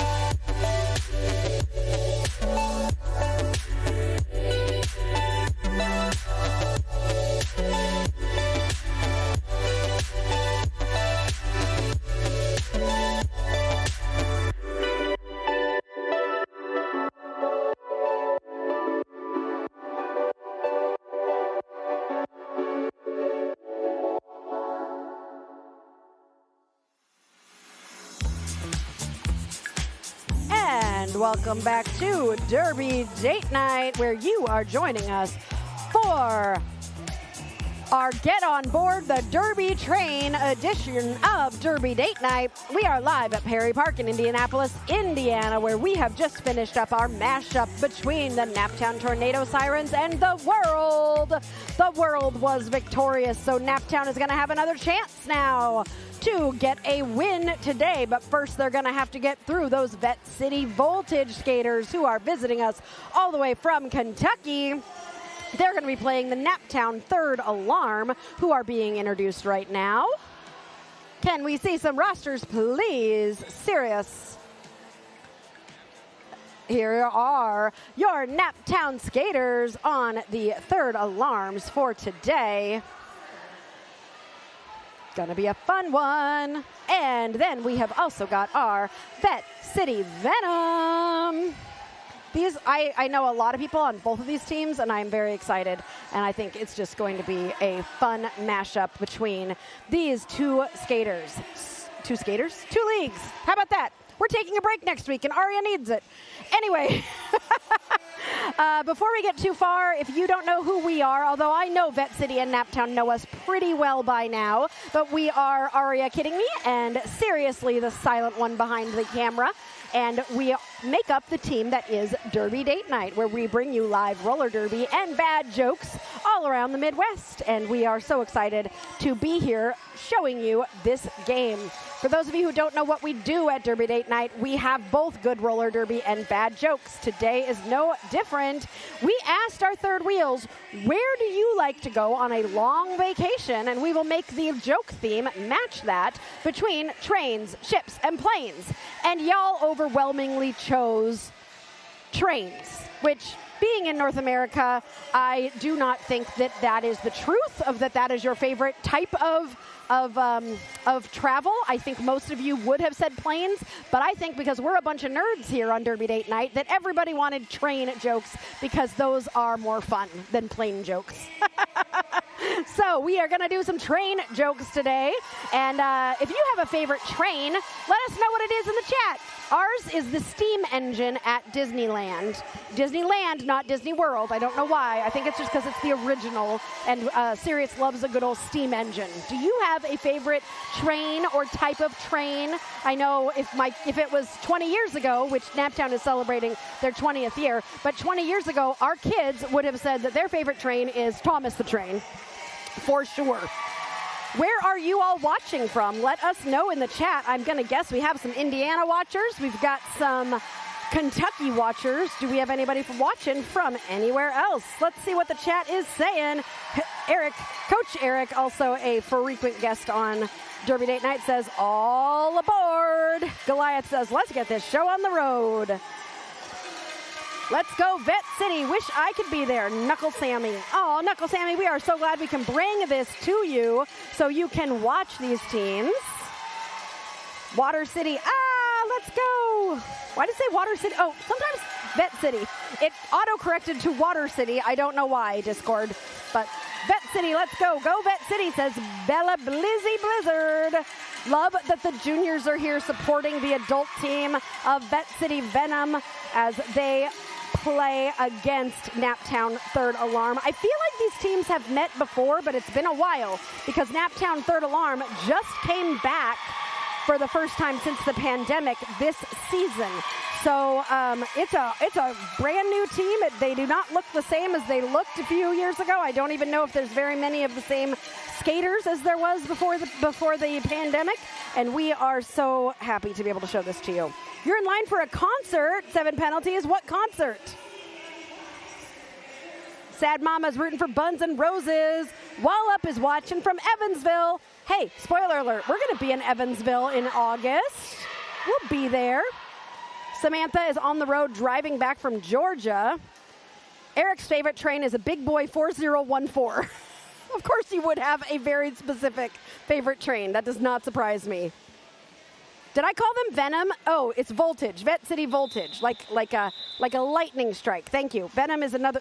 How many teams does Vette City have? Am I supposed to keep them? Voltage formed yesterday.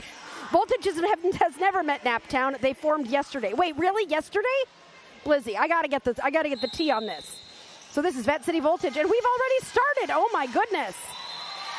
Scratcher in the Eye is going to be your first lead jammer for Naptown. We saw Scratcher last week during the mashup against Bloomington, where Scratcher did a great job in that matchup, getting lead jammer a lot of different times. Foxy Tosin, another good friend of the channel, is chasing down Scratcher in the Eye, who decides to call that jam, but was able to put 2 points on the board. Naptown will score first. Oh, Bella says, no, not yesterday, last year. I was like, yeah, there's got to be a story if Voltage formed yesterday. The Big Boy is the world's largest steam engine. It is 1.2 million pounds. Okay, where is that steam engine right now? Like, does it actually travel or does it just sit? Because that's a lot to move. It's a big boy. Goliath is watching from Daytona Beach, Florida. Oh, so jealous. I would love to be in Florida. Magpie is going to be your lead jammer for Naptown. Meanwhile, Skatin Mutiny has the star on for Vette City. Skatin Mutiny trying to get through and does so while Magpie is getting into that pack and gets through. I have loved watching Magpie grow over this past year. Magpie has grown so much as a skater. Skate Mutiny is almost through, avoids a hit from Goretisha Adams, and is able to get through for 4 points. Looks like Naptown is gonna call it after scoring another 4. They will outscore Vette City by 4 points here, bringing Naptown to 10 and Vette City to 4. Okay, there's a skater on Vette City whose name is Fancy. Fancy is wearing the most amazing glitter skirt. Ooh, but Phoenix also has an amazing glitter skirt who's on the line right now. I'm just looking for glitter skirts. Don't tell me to put my glasses on. I can see glitter. I should put my glasses on, though. You're right. Beelzebub, my former teammate, is your lead jammer for Naptown, followed by the Grim Roller from Vette City. The Grim Roller chasing down Beelzebub, who is in the pack right now and gets 2 points for Naptown, bringing them to 12, keeping Vette City scoreless in that jam.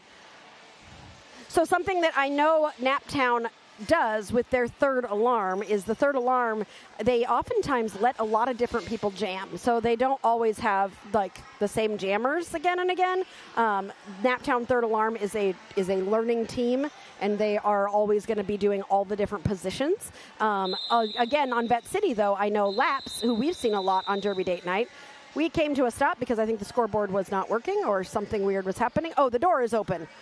There was someone who was leaving, and they were kind of sort of on the track a little bit for a second. So they had to make sure that door is closed, and there is no one or nothing on the track before we get started. So we're going to get started again.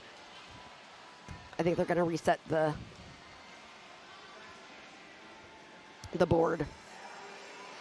Okay, Carl says, I give Kentucky priority, but after the last game, I was hoping Naptown would win the next, so now I'm divided on who to cheer for. Do what I do. Root for them both.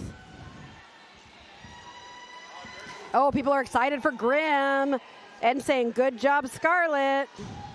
It's still going back to the big boy train, it still travels. It's huge. Now I got to look it up. Got to look up the big boy train. Okay, Gur is telling everybody except me why we're in a timeout, so I'm going to make it up. You're not even smiling, Sirius. That was funny. What are you looking at? Oh, they have to close all the doors?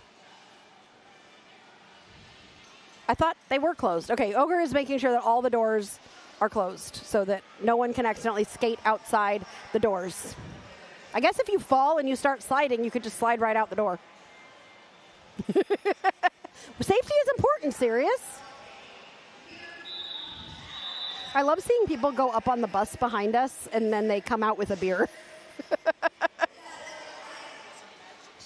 It's a magic school bus, a different type of magic school bus than the one that Miss Frizzle had, but it is definitely a magic school bus. Okay, look at this group of Naptown skaters over here. Sarge was like, I'm going to do security, and Batty is announcing, so they're just hanging out. They're all doing quote-unquote jobs. But we have got Little Sally Dodger as your lead jammer. Foxy Tosin is chasing down Little Sally Dodger as both of them go into the pack. Oh, Little Sally Dodger gets hit out by, who is that? 13. Is that Buns N' Roses? Yep, that was Buns N' Roses.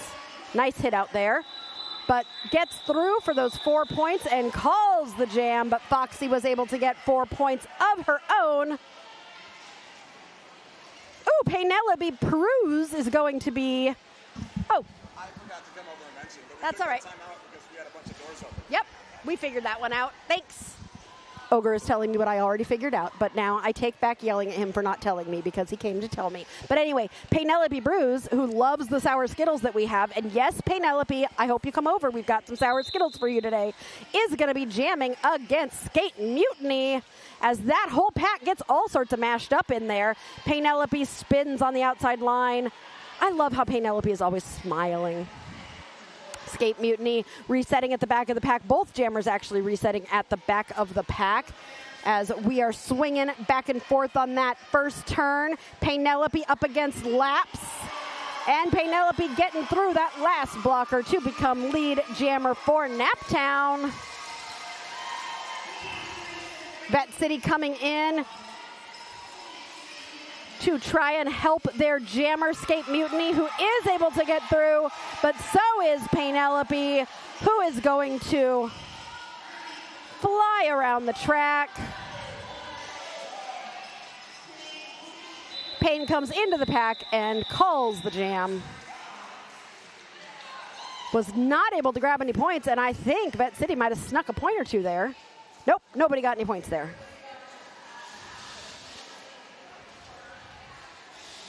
If you are new here and you have not subscribed, or if you're not new and you have not subscribed, go ahead and subscribe to our channel. Also, if you already have subscribed, you should also like this video. It helps us be shown more in the algorithm and helps our channel and all that good stuff. And of course, hit that bell so that you know when we are live. Beelzebub on that inside line, getting lead jammer for Naptown versus the Grim Roller, who got out as well and is chasing down Beelzebub as Beelzebub approaches the pack on a first scoring pass, comes into the pack and hits those hips with a smile.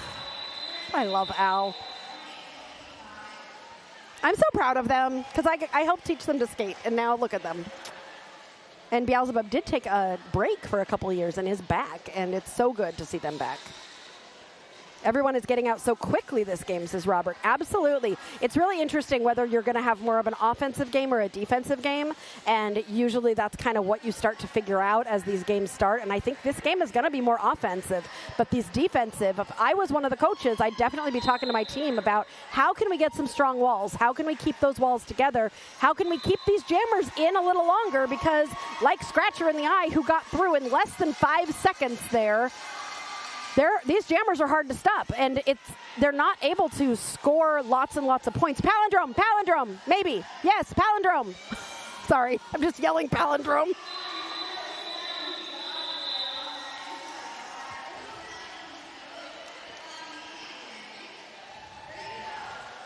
Three points, and my palindrome is ruined by Naptown, who scored 3 points. Carl says he likes how the jammers sometimes frantically hit their hips, indicating the end of the jam. I love the different ways that jammers decide to indicate the end of the jam. I think we should do some sort of a compilation at some point of like, because some of them go really big, some of them go really small, some of them yell at the officials. All right, Skate Mutiny getting pulled to the back there by Pyroshaniac, as Magpie gets out another lead for Naptown. Magpie coming into the pack. Meanwhile, Skate Mutiny is being recycled to the back. Magpie trying to get past Buns and does so to get 4 points for Naptown. Meanwhile, Skate Mutiny, okay, the pivot, the star is on the ground, or that was the pivot for Naptown that was on the ground? Okay, what happened? Oh, that was the Vette City star that fell on the ground, and Beans accidentally picked it up, I think thinking it was a Naptown a Naptown cover, and so got a penalty for that. And the star was passed to Slip Happens, the captain, who is now coming around on a scoring pass. But that jam gets called. I love all the support in the chat. Look at this. Okay, Dragon Az, I see you're in the chat. I thought you were on the roster.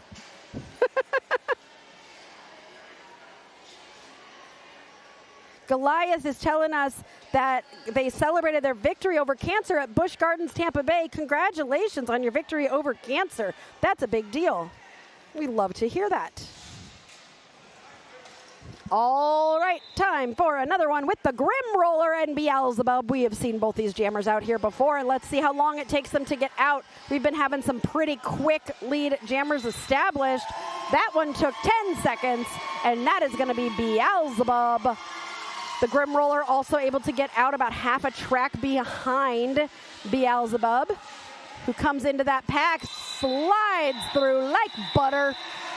What is it? A knife through butter. You don't slide like butter. You slide like a knife through butter. No, I've said butter through a knife before, but that is incorrect.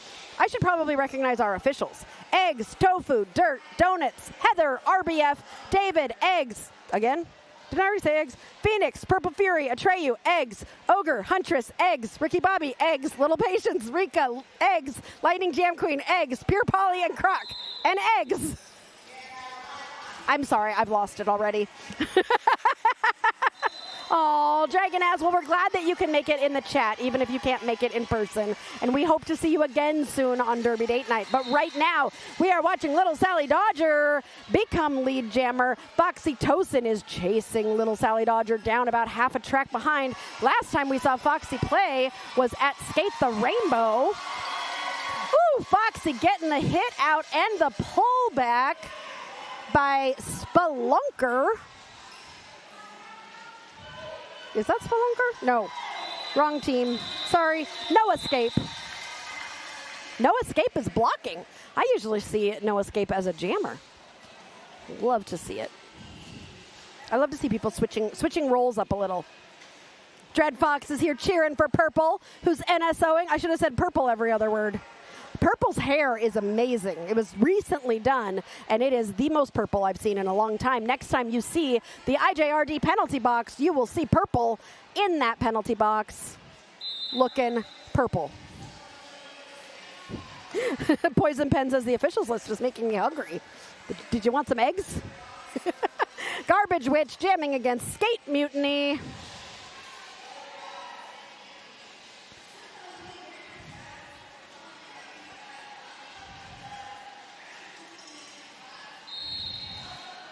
Everybody's all kind of bundled up.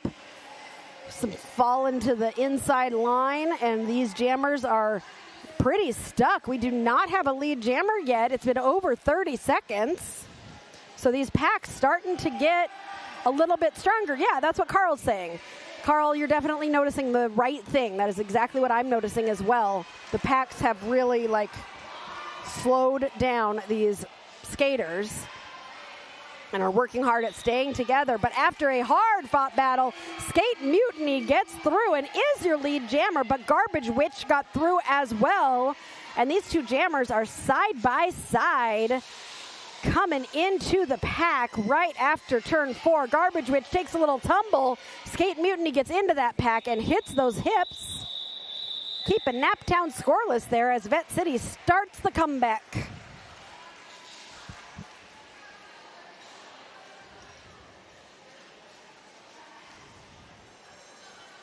And we have got Penelope Bruise lined up against the Grim Roller.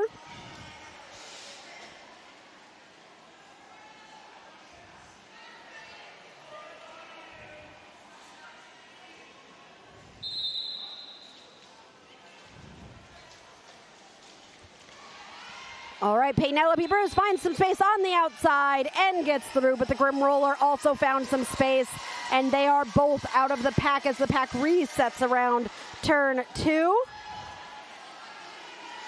Penelope and Grim Roller coming into the pack. Penelope going to the outside, hits those hips as she's falling and grabs some points, I think. No points? Points. Penelope bruise was, oh, ow, ow, ow. Yep, Penelope might have a bruise. Yep, Robert, I agree. Neither team is scoring much, but they are both very consistent. Absolutely. I think if either team can get a power jam, so if one jammer goes to the box while the other jammer gets to stay out there, that could help either team get real successful here. So, yep. Goliath is saying it has to be so intense, in my opinion. Yes, and when you're out there, it goes so fast, too. Your brain is trying to keep up with it, and it's just like, wait, what am I doing? What am I doing? You're just like, it's really fun, though. It makes, ooh, that penalty box seems fairly empty. It's just got some officials in it, but you can see Purple's beautiful purple hair. Purple looking good and being led by Eggs there in the penalty box. Timeout to make sure they had all the points correct in that jam, making sure that that's good. Carl, you're learning the jokes here. He said intense. Intense is for camping. You've been watching Derby Date Night too long. Foxytocin and No Escape. See, I told you I usually see No Escape with a star. Are both jamming. No Escape getting escorted by Spelunker to the back of the pack, while Foxy is trying to push up at the front.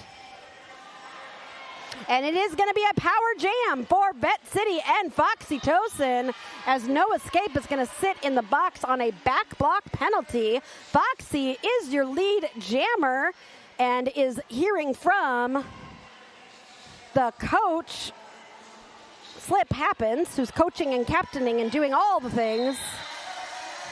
As Foxy comes into the pack on a scoring pass, Foxy gets a penalty, no, not a penalty, just getting pulled to the back by Scratcher in the eye. And Foxy is trying to get some offensive help from friends while No Escape has come out of the box and is back on the track. Foxy jukes to the inside, has just got to get past Little Sally Dodger at the front. They both take a little tumble. Naptown blockers coming to, oh no. Pyroshaniac didn't notice Foxy coming up and was like, what? Wait, what? Ah, I missed it. So Foxy gets through for another 4. Actually, one of those was 3. Oh, because when they both fell out of bounds and then Foxy got back up, she didn't get that blocker's point. So that was only 3. And then another 1 as the one for Naptown to bring them to 50. We are halfway through this first half. It is flying by. Like, this is going really fast. Good job, Spelunk, says Amber Hills. Nice back run, Spelunk, says Dragonaz. I love how supportive you always are. Mike says, quote, the life of a derby skater is always intense, unquote. Yes, Purple's hair is gorgeous. I really love Purple, the way that Purple does their hair. Anyway, we've got Skate Mutiny, another lead jam here for Vette City. That's 2 in a row, jamming against Magpie, who finds that same space on the inside line. Really, both teams need to work on focusing on those lines. The jammers are able to find those spaces, and what that means, too, is if you are a newer skater and you're on a wall, you have to, and you are the one who is closest to the line, you've got to know that, first of all, because knowing it can be hard because there's so much happening all at once. But first of all, know that it's your job to hold it. And then if you see it there and it's open, assume the jammer is, maybe you don't see the jammer, but assume the jammer is coming for your line and protect that line. That's my nugget of knowledge for the day. Well, for the moment, I'm going to give you more nuggets of knowledge. Don't you worry. Beelzebub on the line up against Buns and Roses. We have got us a 30-point spread in this game. Beelzebub that was a beautiful hit out by that tripod, and that hit from Scarlet Fever to knock Beelzebub out, and that tripod also did a great job of holding Scarlet Fever, making sure that she didn't go completely out of bounds so that Beelzebub had to be pulled back. Oh, a banana jam. There's a banana on the track. But Buns and Roses got lead and is currently in the pack on a scoring pass. Beelzebub trying to get that star back on, but will not be able to score points as Buns and Roses was able to grab, was it just 4 or was it 8? I think it was 4. 4 points, bringing Vette City to 24.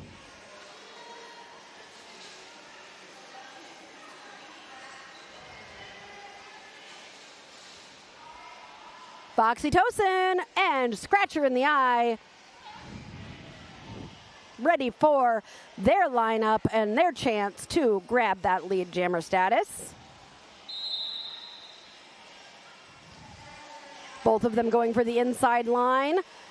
Foxy decided, now both of them going for the outside line. Scratcher up on those toe stops. That's Scratcher's traditional jamming style, is to really work on those toe stops. Foxy just pushing, getting past one last blocker to become lead jammer for Vette City. It's another lead for Vette City, who is starting to turn things around and chipping into that lead that Naptown has established. Pyroshaniac with the hit out, saying, okay, somebody got past me last time, but not this time. I have got you.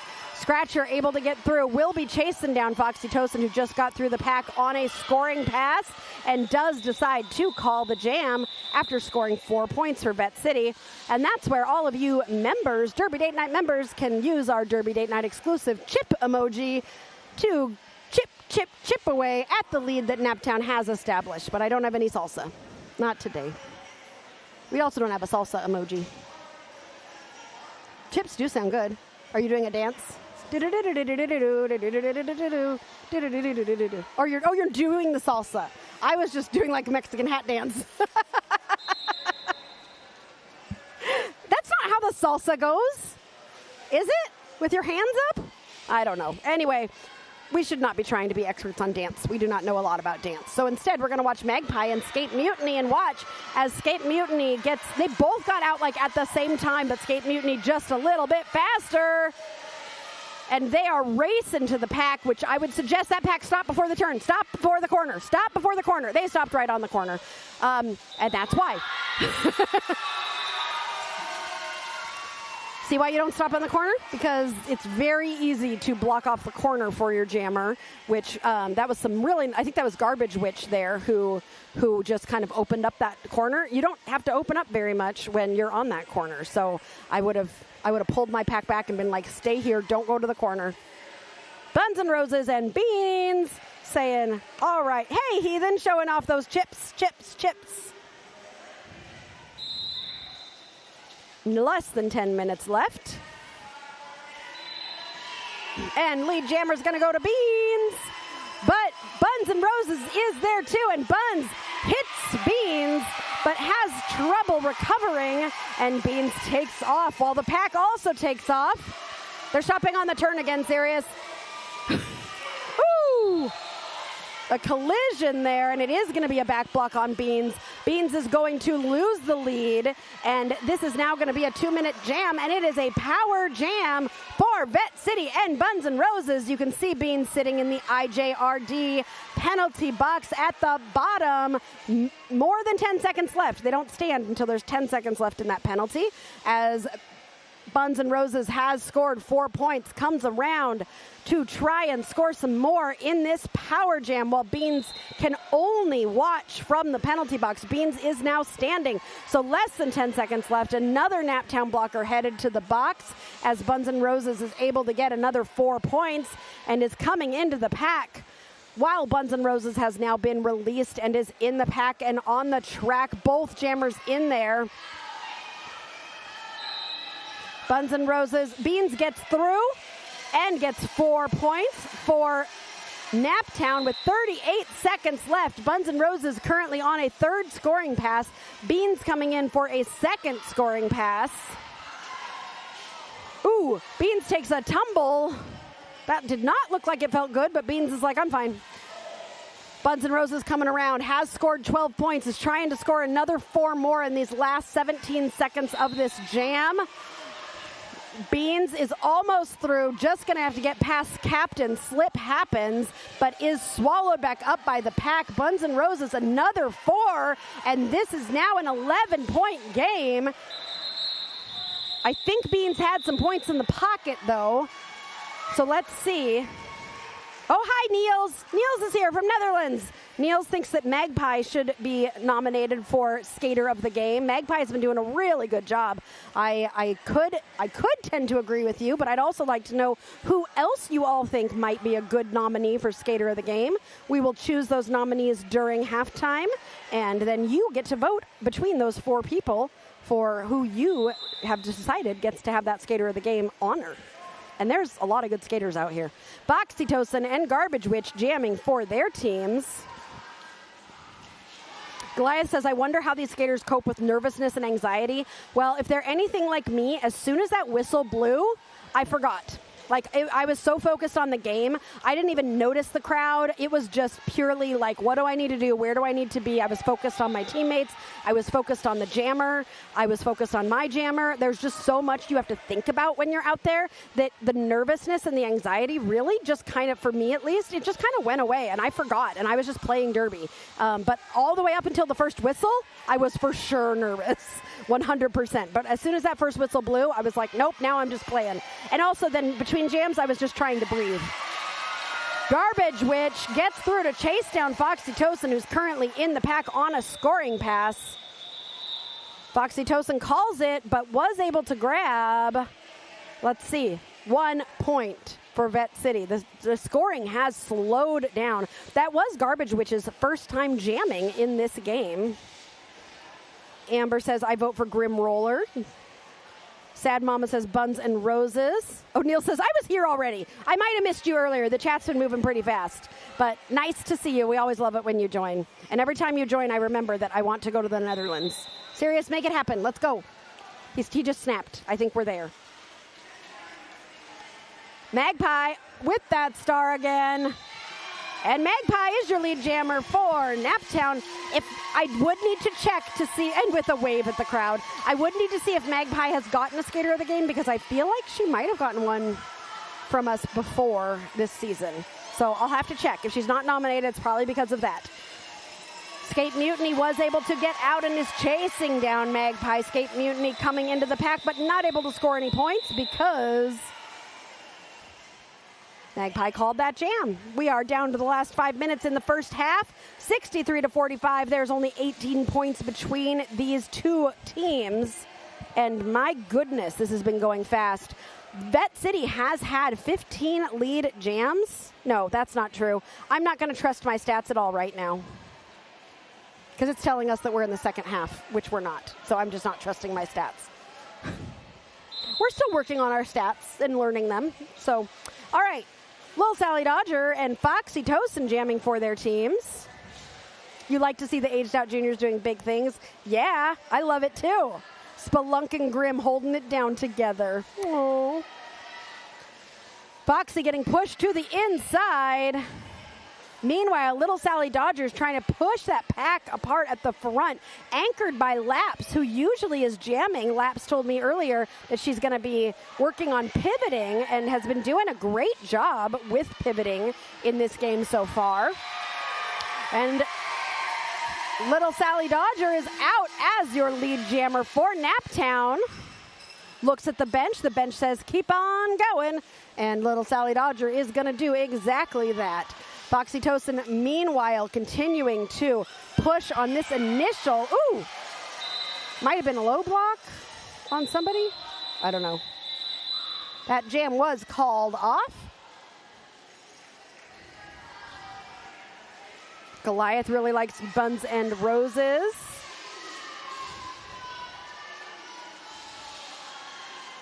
Beelzebub on the line for Naptown, and Skate Mutiny for Vette City.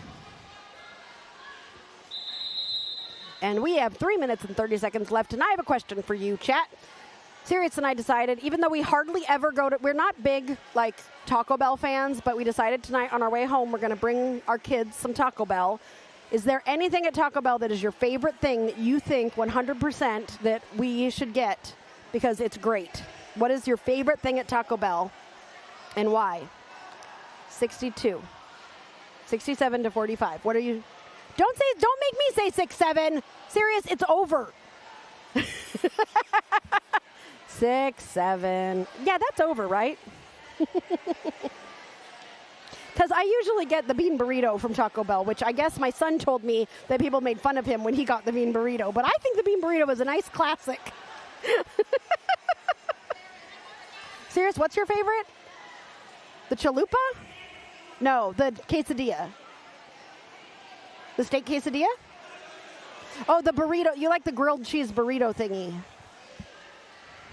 Well, we'll see. The chat is 30 seconds behind us, so it will take them a second. And Carl and Niels have no idea. I don't think do they have Taco Bells in the Netherlands and in Australia? I genuinely don't know. All right, I think we're getting back to the game with 3.5 minutes left in this first half. Nutcase said grilled cheese burrito.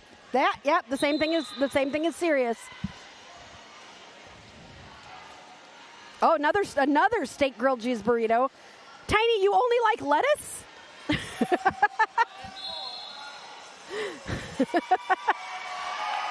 Beelzebub did not get lead. There was a no earned pass.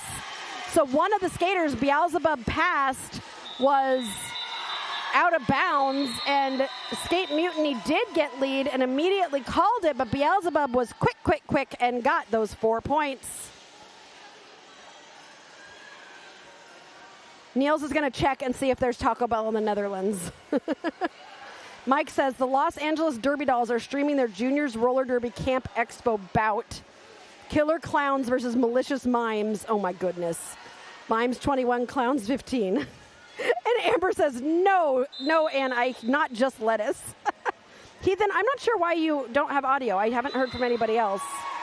What's an enchilada, Mike? I've never heard of that. Goliath likes crunchy tacos. I like the nachos, too. Nachos and cheese. So you're a purist, Goliath. Goliath likes the classics. Magpie is your lead jammer, but Buns and Roses got out with 2 minutes left. We might have time for another couple jams here. Magpie is through and calls that jam. Did Vette City snag any points there at the end? We don't know. I don't think so. Wait, they're discussing? They're discussing? 2 points for Vette City at the end. 47, bringing them within 28 points. Vette City wanting to put some more points on the board here as we roll into halftime. Sheroy Jenkins, welcome. We're so happy to have you back. Mike says the best thing about Taco Bell was in the 70s, the menu included how to pronounce the foods. It's T-A-H-Co. Taco. Heathen says it might be your rural West Kentucky internet connection. Oh, you never know. You never know. But we're glad that you can hear us now. Payne is jamming for Naptown and Foxy Tosin for Vette City. We've seen both of them jam on Derby Date Night a number of times this season. But who's going to come out with lead? It's going to be Payne with a smile. Foxy takes that star off and perfectly positioned. Slip happens, took the star, but the awareness there on Lil Sally Dodger to get Slip swallowed back up into the pack. Lil Sally Dodger has been doing blocking and jamming and has just been a fireball on the track. Ooh, Payne comes in, and Little Sally, teammate, they both take a little bit of a tumble there. An enchilada is a Taco Bell cross between an enchilada and a burrito. Ooh, I might have to try that. Okay, Slip happens, still has the star. Payne is still scoring points. We have 13 seconds left in the period, 40 seconds left in the jam. Okay, that jam gets called. If there's no timeout, this will be the last jam. I saw Naptown all just shake their heads at each other. But I also know, okay, Queen is not here because I know Queen always wants one more jam. Okay. Yep, they went to halftime because Queen wasn't here. If Queen was here, we would have had one more jam. She loves to call one more jam. There's a Taco Bell in Anthem, which is 20 kilometers from your house. Oh, so you do have Taco Bell in Netherlands. You don't like tomatoes or onions? Oh, really? Those are the best. All right, let's talk about some sponsors. No, I'm busy talking about Taco Bell, serious. Skatin Not Hatin created some beautiful custom jackets for Sirius and I that she gifted to us that are just wonderful. She can make pretty much anything you want, derby related, of course, but just reach out to Jav at Skatin Not Hatin and she'll take care of you. We are also sponsored by Derby Bees, who are known for their fun Skater of the Month jerseys, but they also will do an entire collection for your whole team. It is run by skaters for skaters. You should check out Derby Bees. Also, if you need any legal help, you can try and contact Melanie Ryder, who runs Ryder Legal Services. She understands roller derby, so if you have business needs for your roller derby team, she is a great person to help you out with things like trademark or nonprofit business stuff. She can also help you with estate planning and intellectual property. Give her a look. Last but certainly not least is you all. Our Derby Date Night third wheels help keep us rolling. You all donate money to us every month, and it helps us with things like paying for our internet so we can give you fast streams. It helps us with our travel. It helps us with the costs of this that the teams are paying to bring us, and we appreciate every single one of you, and we would definitely love it if you are not a third wheel, if you would become a third wheel, not only to help us out, but also just to be a part of our community, and we'll also give you some fun perks as well. With that being said, we're going to thank you all right now for being third wheels, and we'll be back in just a little bit with more Derby Date Night.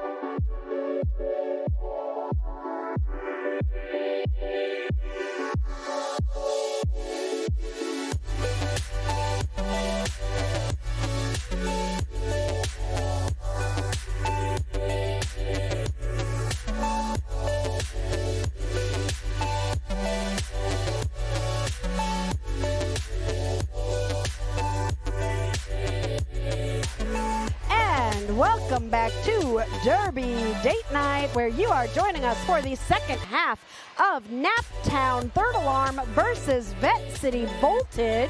These are both the third teams on Naptown and Vette City, and they are giving each other a run for their money. Even though looking at the score, you're like, wait, that's 34 points between them. Like, that's a lot. Like, that's a big spread. No, it's not. That's two good jams, a couple good power jams. This is a closer game than it looks like, because this has been a great game between these two, and it's just anybody. It could be anybody's game, even though you might be looking at this saying it's out of reach. It is absolutely not. I also know that Vette City is the type of team to come out with a different type of strategy in the second half, depending upon how up. See, there's Laps. I'm going to be pivoting all game. Not surprised to see Laps with the star on right now. I mean, that's what I would do if I was the coach. Also, I just want to commend both of these teams for being really, really clean. There is no one right now with more than 2 penalties out there. So snaps and claps to all of you for being clean and not getting lots of penalties. And now that I've said that, the announcer curse means that everybody's going to the box. So I apologize in advance for sending you all to the box, but had to call you out for being so good. 5-second Tweety person. Tofu saying it is time to go. And we get started with the second half. Aperture Laps and Payne. Hey, Payne forgot to come over and get those sour Skittles. Payne said that she was going to get some Skittles, but she doesn't need that Skittle energy because she's got lead jammer. Laps is out as well, as these two jammers are going to race to the pack. Payne looking at the box, looking at the bench, saying, what do you want me to do? Payne decides to call it, and nobody's going to get any points in that jam.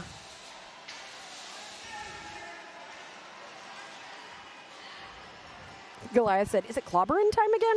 We don't clobber as much as we gently push, shove, escort. What? Cajole? What does cajole even mean? I don't know. You look like you were juggling. Let's go Laps, says 7 penalties. Beelzebub and Foxytocin ready to fight for both of their teams. Beelzebub up on 1 foot, managing to stay in bounds. Laps with the push. Beelzebub down on 1 foot. Beelzebub is through on that inside line. So is Foxytocin, but Beelzebub is going to be your lead jammer. As Beelzebub is speeding around, the pack gets ready at the straight in between 2 and 3, and Beelzebub comes around the outside and with a celebratory woohoo gets 4 points for Naptown. A bonk. Yeah, a bonk. We don't clobber, we bonk. Yeah, like you bonk somebody, but we don't bonk them on the head. We bonk them on the hips. Yeah. Oh, I've got a poll for you for Skater of the Game. We've given up trying to only give it to one person per year because Sirius says it's too much to keep track of. So he said, go ahead and just choose the 4 people that you want to choose. Tonight only? Oh, you're not going to allow that to happen?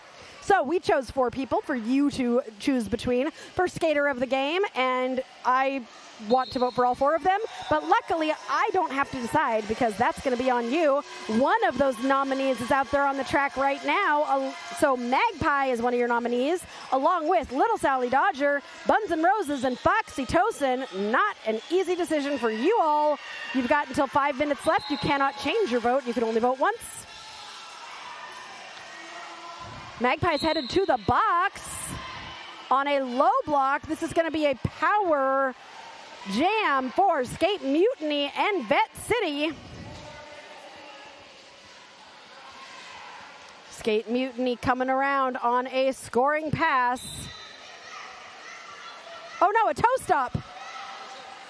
There's a toe stop on the ground. I don't know who it belongs to. I'm looking to see who's missing a toe stop. I don't know. I can't tell. It might be Skate Mutiny. Yep, it is Skate Mutiny. Because Skate Mutiny is having a hard time getting up on that left foot. I know if I didn't have my toe stops, I would be having a lot of trouble. Magpie also did get a illegal procedure, probably for skating on the track to the penalty box. You have to get off the track before you can start going. You have to get off the track as quickly as possible once you realize you have a penalty. The star was passed to laps there because I'm guessing Skate Mutiny was like, I don't have a toe stop. I got to give it to somebody. So Laps now has the star and is racing around. We do not have a lead jammer. Magpie getting that hit out from Tabatoli Ravioli. What a nice hit there. Ravioli was like, I know you were thinking about putting me up for Skater of the Game, and you didn't, so I'm going to show you how good I am, because Tabatoli Ravioli was so close to being nominated, and now is like, watch me block, because you should have nominated me. I know, I wanted to nominate everybody. I always do. Okay, you guys still talking about Taco Bell. You can make pretty much any menu item veggie in the U.S. by removing the meat and adding beans. Oh, that's very true, Heathen. Yes, we are not eating lettuce right now. Sirius did mention that earlier, and I was like, the chat doesn't want to know that, but if you guys say it, then it's fair game. Just make sure the beans are refried. I think all the beans are refried at Taco Bell. I don't know. All right, Scratcher in the eye and Buns and Roses are both out of the pack. Scratcher hits the hips, and we are going to have no points in that jam.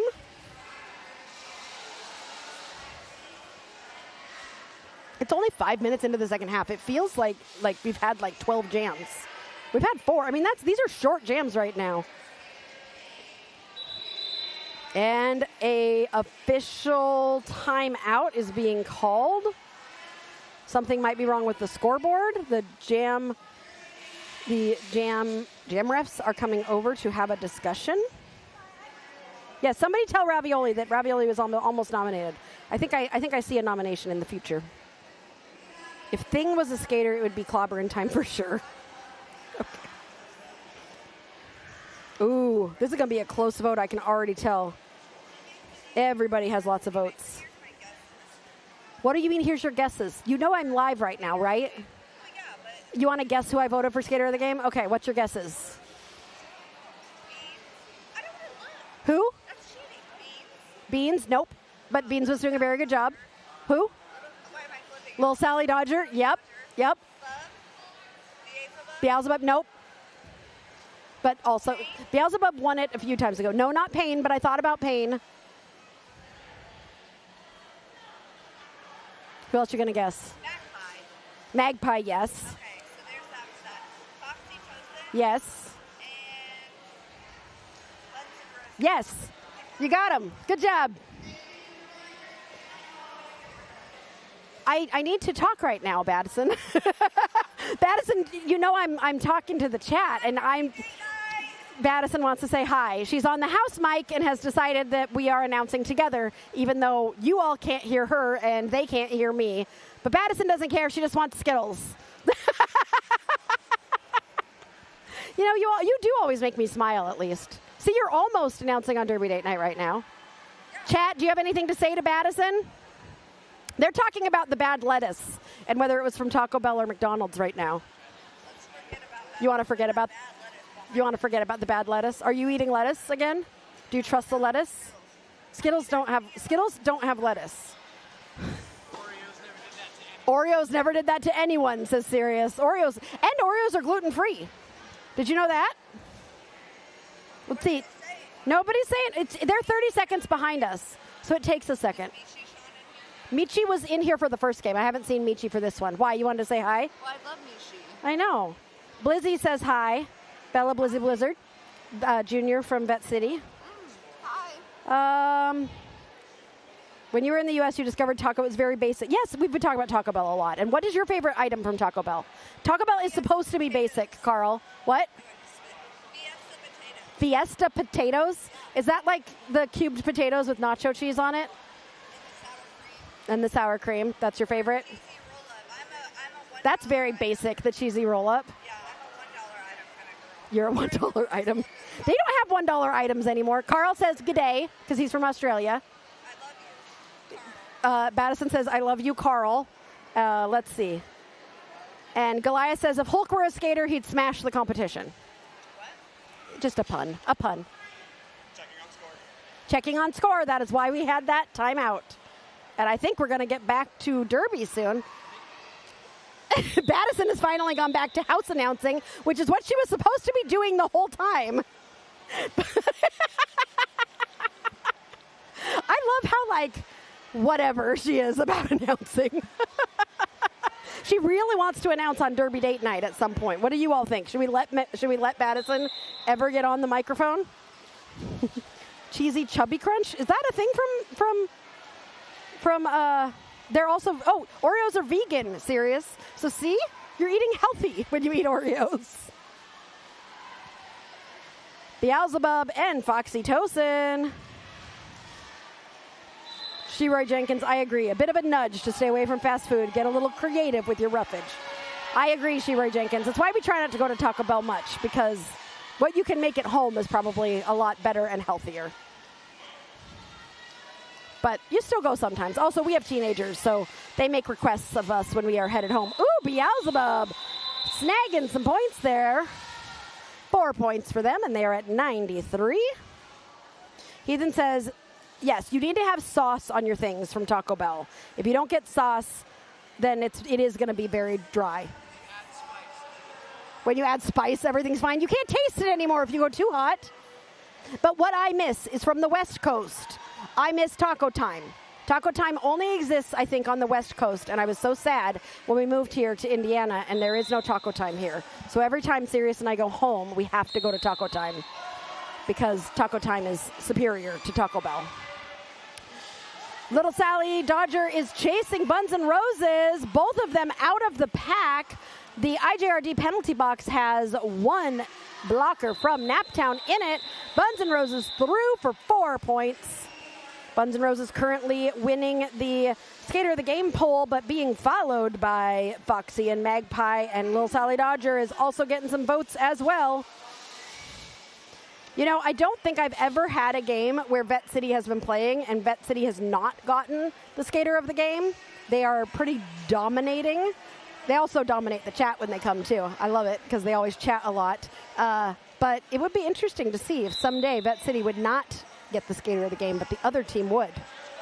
What? It's an interesting stat, yes. It is an interesting stat.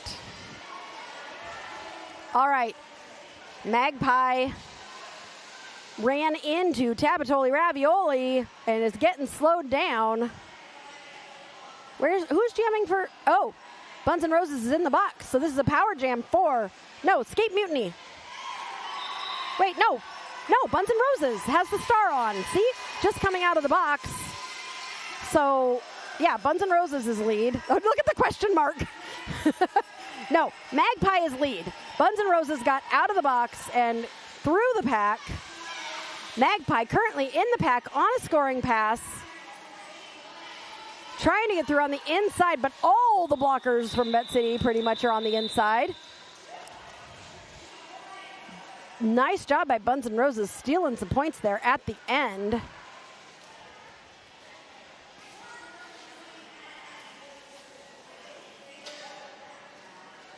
Oh, some juniors from Vette City are very like, we do always win, don't we? I'm just saying, it's a statistic. When Vette City plays, Vette City gets Skater of the Game. And I think someday another team might topple it. They got to catch on. They got to catch on. And most of the Naptown skaters are out on the track right now, so might have a hard time getting the votes. It is also, I should probably look, it is also a stat, I think, that the away team, more often than not, gets Skater of the Game. I think because more people can't be here in person, obviously. No Escape jamming for Naptown and Skate Mutiny for Vette City. We've got an injury on the track, so we are going to take a time out and be right back after we check to make sure that that skater is all right.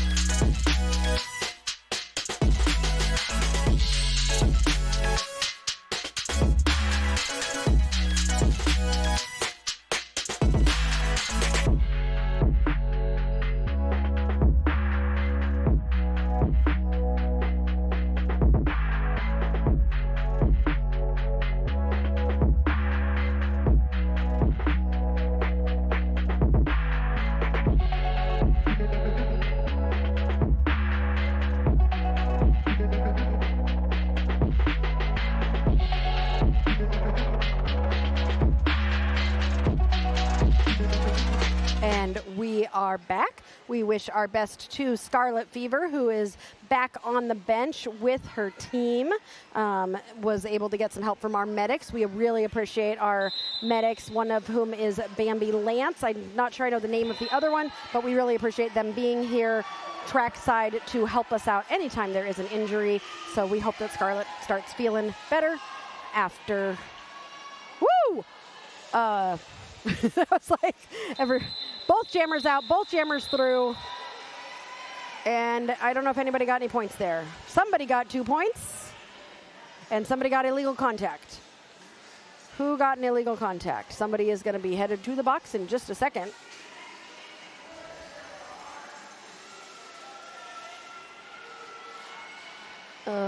Looks like Tabatoli Ravioli is the one who's headed to the box there.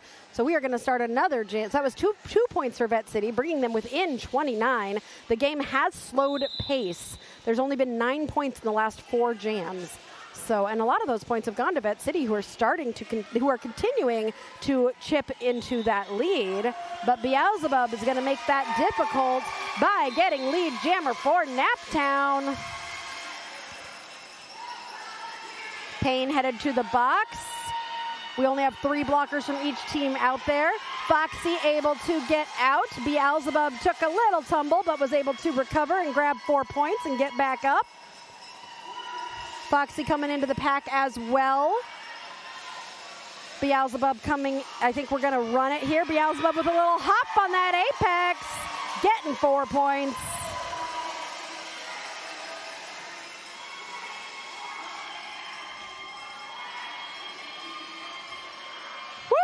Running through that inside line. Beelzebub getting another 4. Foxy has tried to match those points. Naptown has made it to first base on Derby Date Night by hitting 100 points. Beelzebub just looked like they were having fun. Just really enjoying skating around in circles. Well, I've become some sort of a liar, because now that that lead is cut to 31. But Vette City really stuck with it there, 10-12 in that last jam. So Naptown only able to outscore by 2 points there. So trying to hold that one. Goliath is talking about Santa Claus, Indiana, and the holiday world that's located there. I've always wanted to go, and I never have. And I live in Indiana, so we got to make that happen at some point. All right, Beans pulling back Skate Mutiny, but Beans ends up going to the box. So Skate Mutiny gets to re-engage the pack, but Magpie is going to get out as your lead jammer. Skate Mutiny right behind. She-Roy says, smooth, Foxy. I also want to comment on something Dragonaz said before we went off air for a second. When Dragonaz said, yeah, we are kind of a bunch of motor mouths. You know, Vette City, I think, isn't it known as Motor City? Because it's like the hometown of the Corvette. Or Motor City is Detroit. But anyway, so they are a bunch of motor mouths is what Dragonaz said. And you know what? Vette City is talkative, but I think that might be why I love Vette City so much. Motor like an engine. Yeah. Yeah, they're motor mouths. But they also do chat a lot, but so do I. So I enjoy having them always in the chat. I just thought it was funny. Buns and Roses jamming against Scratcher in the Eye. Buns currently still winning that Skater of the Game vote, which is going to be open for about 12 more in-game minutes. And getting lead jammer, making it look easy. And coming around on a scoring pass. Scratcher in the Eye is also through, but Buns and Roses is already in the pack on a scoring pass. Oh no, I complimented Buns and Roses, and now Buns and Roses is going to the box. This is a power jam for Naptown. Scratcher is up on those toe stops and through for 4 points for Naptown.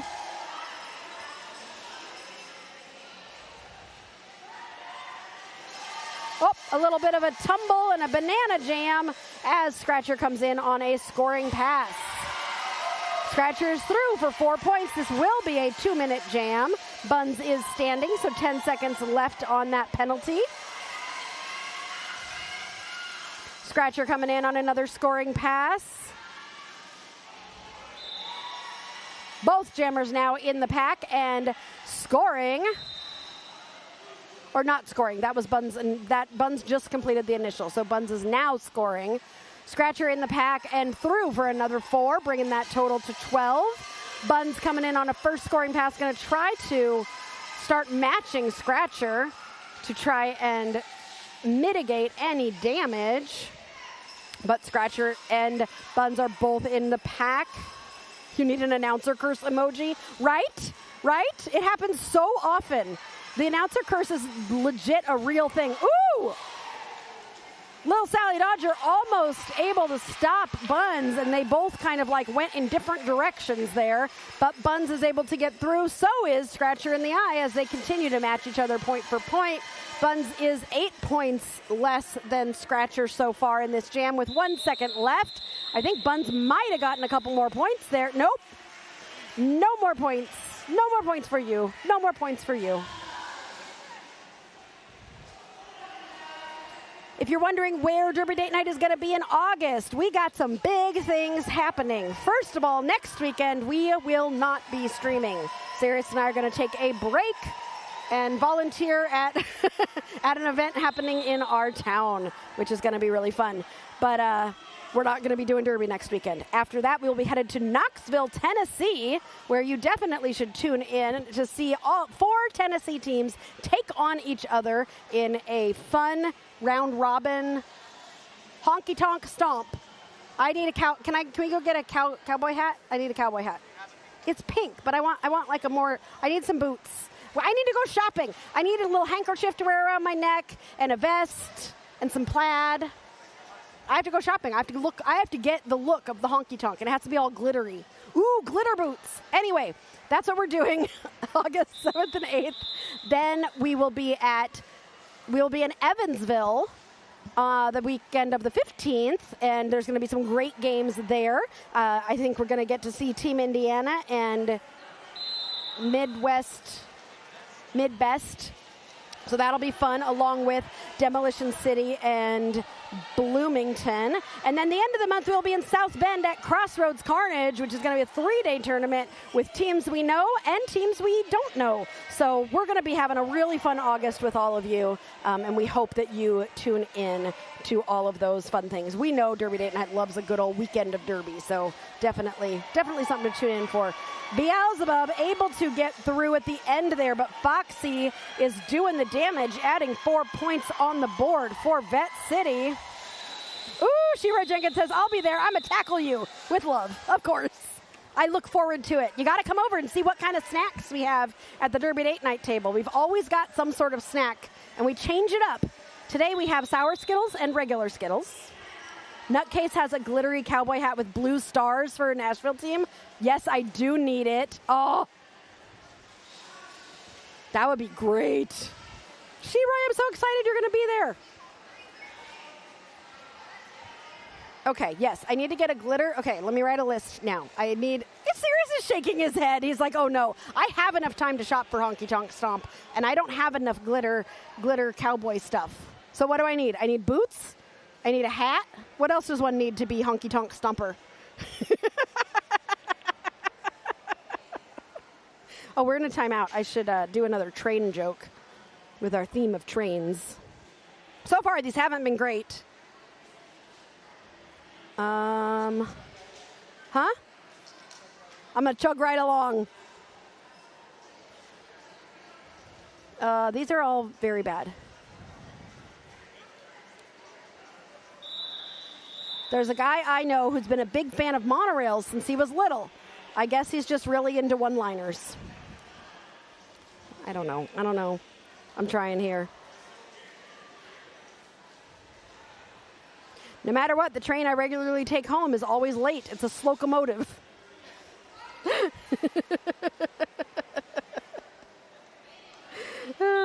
Heathen, I get to see you at Honky Tonk Stomp. Oh my gosh, I get to see. We're so excited to go to Tennessee because we've never really been to Tennessee for Derby, and we've never really done those 4 teams, and so we get to make all these new friends, and we are so excited, and get to see people we don't get to see very often.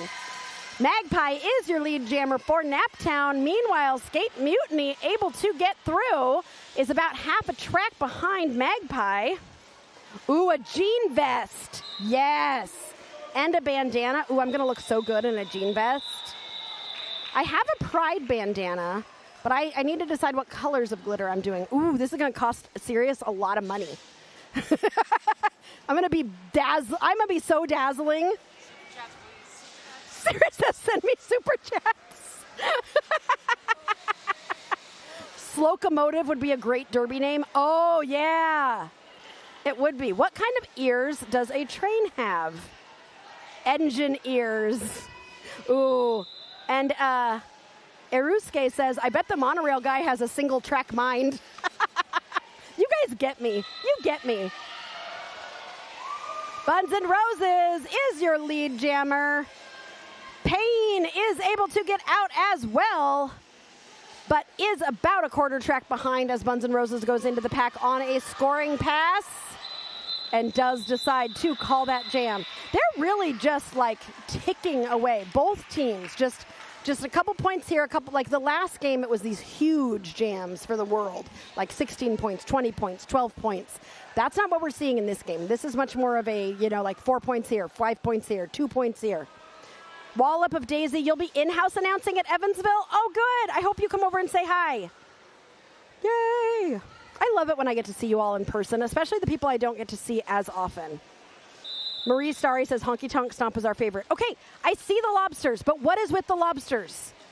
I know, and Beast Mode also is, I don't know if I'm allowed to announce this or not, but I've been talking with Beast Mode, and I'm going to get Beast Mode on Derby Date Night. So you'll get to hear Beast Mode do some announcing with us. Scratcher in the Eye is your lead jammer for Naptown. Boxytocin is out as well. Scratcher approaching the pack on a scoring pass and decides to call the jam. More lobsters. I just don't understand the lobsters because there's no lobsters actually in Tennessee, right? There's no water. Tennessee is not surrounded by water, right? How long of a drive is it going to be for us? Is that going to be our longest drive we've ever done for Derby, or was Wisconsin our longest? You think Rolla? How long was Rolla? 6? You think it's about equal? You've got sparkle lobsters to wear? Okay, 1, I love that, but 2, I still don't understand the why of the crustacean. I'm going to have to ask that to a lot of people. I might need to bring something lobstery, too. Beelzebub is lead, but was behind Skate Mutiny. Whew. I think you're right, Carl. I am seeing some more falling as well, and I do agree with Eric. It just gets more humid in here as the games go on, and I do think the floor gets a little bit more slippery. Heathen's excited that Beast Mode gets to be on the mic. Beast just came out with a podcast. We were actually listening to it on the way here. Our good friends at Coming Hot Into the Box, we've been on their podcast before, and we adore them. And we love to listen to their podcast when we go on road trips. So we were listening to the Beast Mode podcast on our way here. Clarksville equals Rock Lobsters as our secret team. I think Beast Mode was explaining this in the podcast, and it just sounds like you all have so much fun and fit the vibe of Derby Date Night so bad. Tennessee is an island. Oh, okay. That makes sense then. Buns and Roses is your lead jammer. Hey, Vette City made it to first base on Derby Date Night. Everybody gets to make it to first base on Derby Date Night. Beast Mode had better wear a lobster suit when announcing with me. I know Beast Mode wears a lobster suit for house announcing, but stream announcing, I'm expecting it. Only if there's AC, Sirius says. We don't want Beast Mode to melt. Yes. Shiraya says, we are the fun. I think Honky Tonk, it may become like, this is going to be so fun. I just can tell. The vibes feel good. We are very much looking forward to this. Aperture laps, jamming for Vette City. And Beans for Naptown. Both of them have not jammed in a while. So, okay, Heathen, Beast Mode doesn't have her own podcast. She went on Coming Hot in the Box with Slice and Carnage. So Coming Hot in the Box with Slice and Carnage not out of the box, into the box. You can come hot. You come hot out of the box? No, into the box. Just look up Slice and Carnage, Karnage, Slice and Carnage. They have an amazing roller derby podcast. Also, we were on it, so you should listen to our episode. But Beast Mode was just on this week. Henson says, I'm glad Honky Tonk was finally announced. Technically, it hasn't been. It's getting announced on Monday, but I asked Sirius on the way here if I could tell you guys, and Sirius said, we have not announced it yet, but we will on Monday, and we're announcing it to you right now.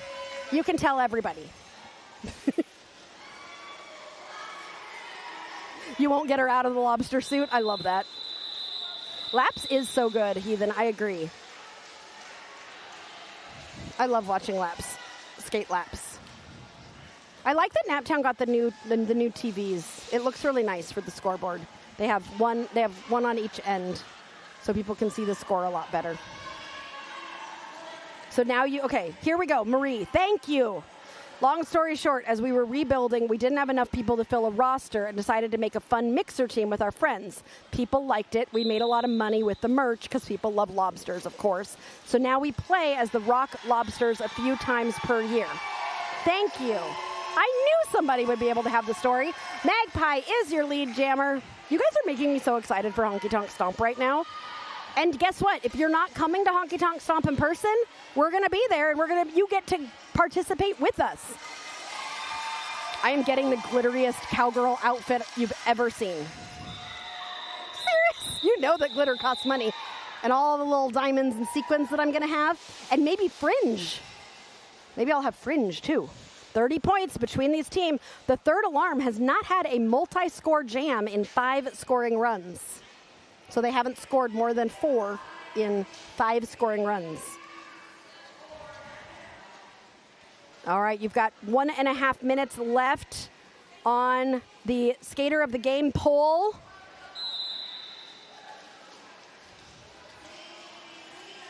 And lead jammer is going to go to Skate Mutiny, who's been out there so much jamming. They've been doing such a good job.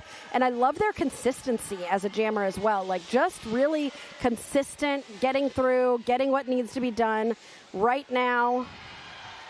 Oh, yeah, Marie, sorry, that's Sugary. Sugary, you were mentioned on Beast Mode's podcast, too. Beast Mode talked about you. Are you going to be there, too? I hope you're all there. I can't wait to see you all. We'll have to take a picture. Okay, there's a lot of yelling happening. I don't know why. Beans is stuck in the pack. Skate Mutiny has scored 4 points.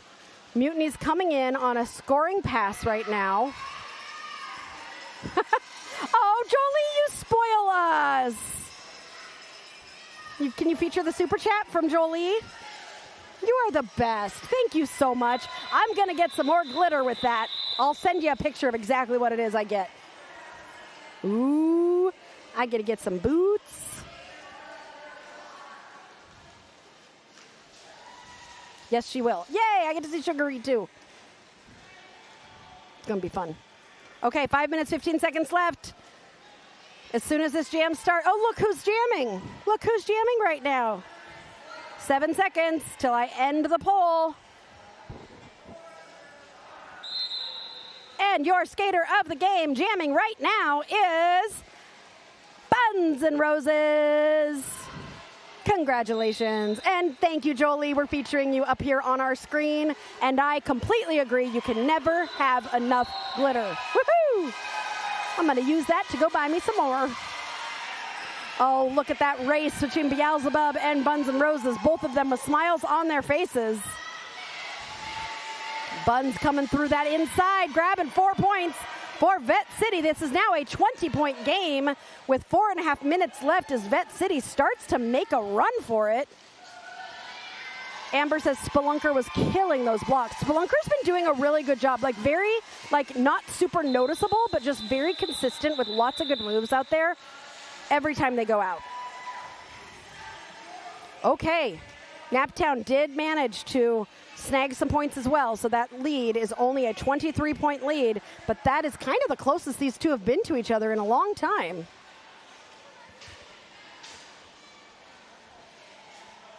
All right, Laps with the star. We all know what Laps can do. Garbage Witch also with the star. I'm getting nervous now. Okay, Laps is bouncing back and forth. Garbage Witch coming towards the outside. Garbage Witch pushing at the front. Laps on the inside.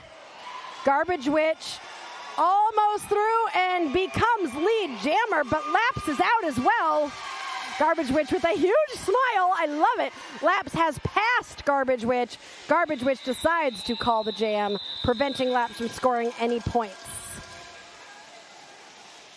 And Vette City has kept their streak of every time Vette City is on Derby Date Night, a Vette City skater wins Skater of the Game.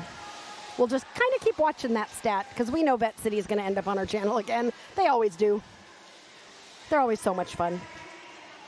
All right, Foxy and Little Sally Dodger, who both were also nominees for Skater of the Game, having had great games today. Foxy sees that inside line open and just dashes right up it. Like, no one, I don't know, I think that was some blocking there from Tabatoli Ravioli, because I think Foxy and I were both kind of like, is this really open? Really? Okay, I'm going. And that usually means your blockers are doing a good job. Little Sally Dodger out as well, but Foxy has already gotten those 4 points, bringing that spread down to 19. Sugaree says, heck yes, can't wait to see you. Woohoo! I wonder if I can find something that is cowboy and lobster.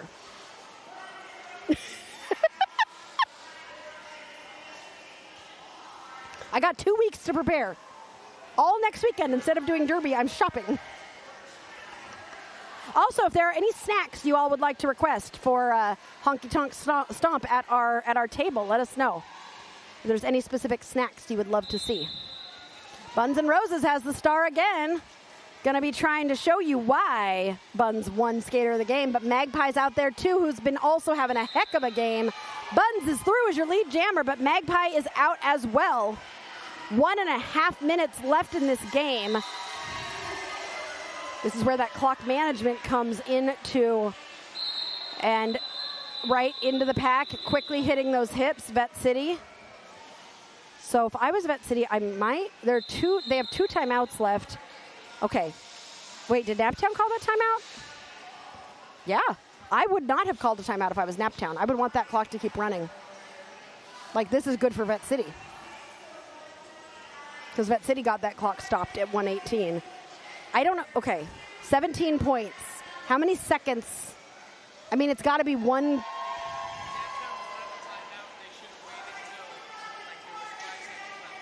Naptown should have waited until there was 5 seconds left. Yes, then the clock would keep going. Yep. Yeah, they could have just run the clock there.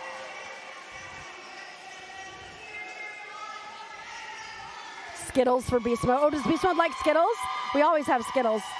Single jam range for the win. I know. This is a closer game than anybody thinks. Bun's deserving that Skater of the Game. Yeah, she's been doing such a great job. Okay, Skate Mutiny looks like has the star on. Like I said, Mutiny has been consistent all game.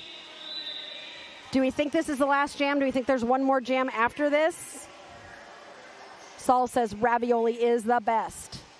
Eric says time for a Naptown power wall. Let's see who they put in that wall. Garbage Witch, Trash Panda, Fiona Grapple, and I think Little Sally, no, and Pyroshaniac. Yep, that's a strong Naptown wall there. But Mutiny has the strength to get through it. They put out Beelzebub as the Naptown jammer, and Beelzebub gets that lead. If I were Naptown, I would not call this. I would just let this go. She has Skittles on her skates and in her blood. I definitely will bring Skittles for Beast Mode. Beelzebub and Skate Mutiny gonna be skating out this jam, I believe, together. I love it when Beelzebub goes quick. Getting through that pack, but Mutiny through as well. Both of them scoring points, matching each other. Get a Yee Claw shirt. I'm looking that up. Yee Claw. Okay, I gotta find it.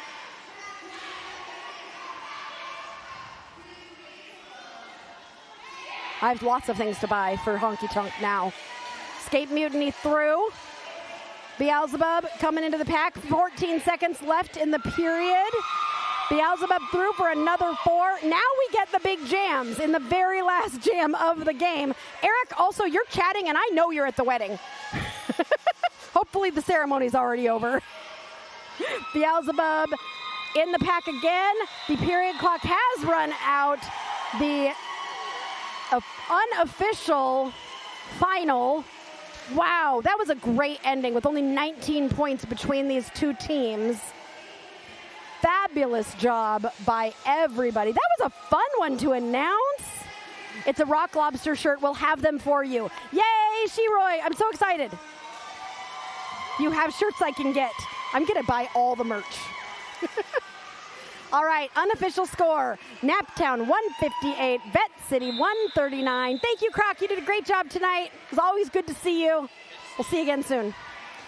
And you all have been an amazing chat. I just wish you guys got to come get in all the chats.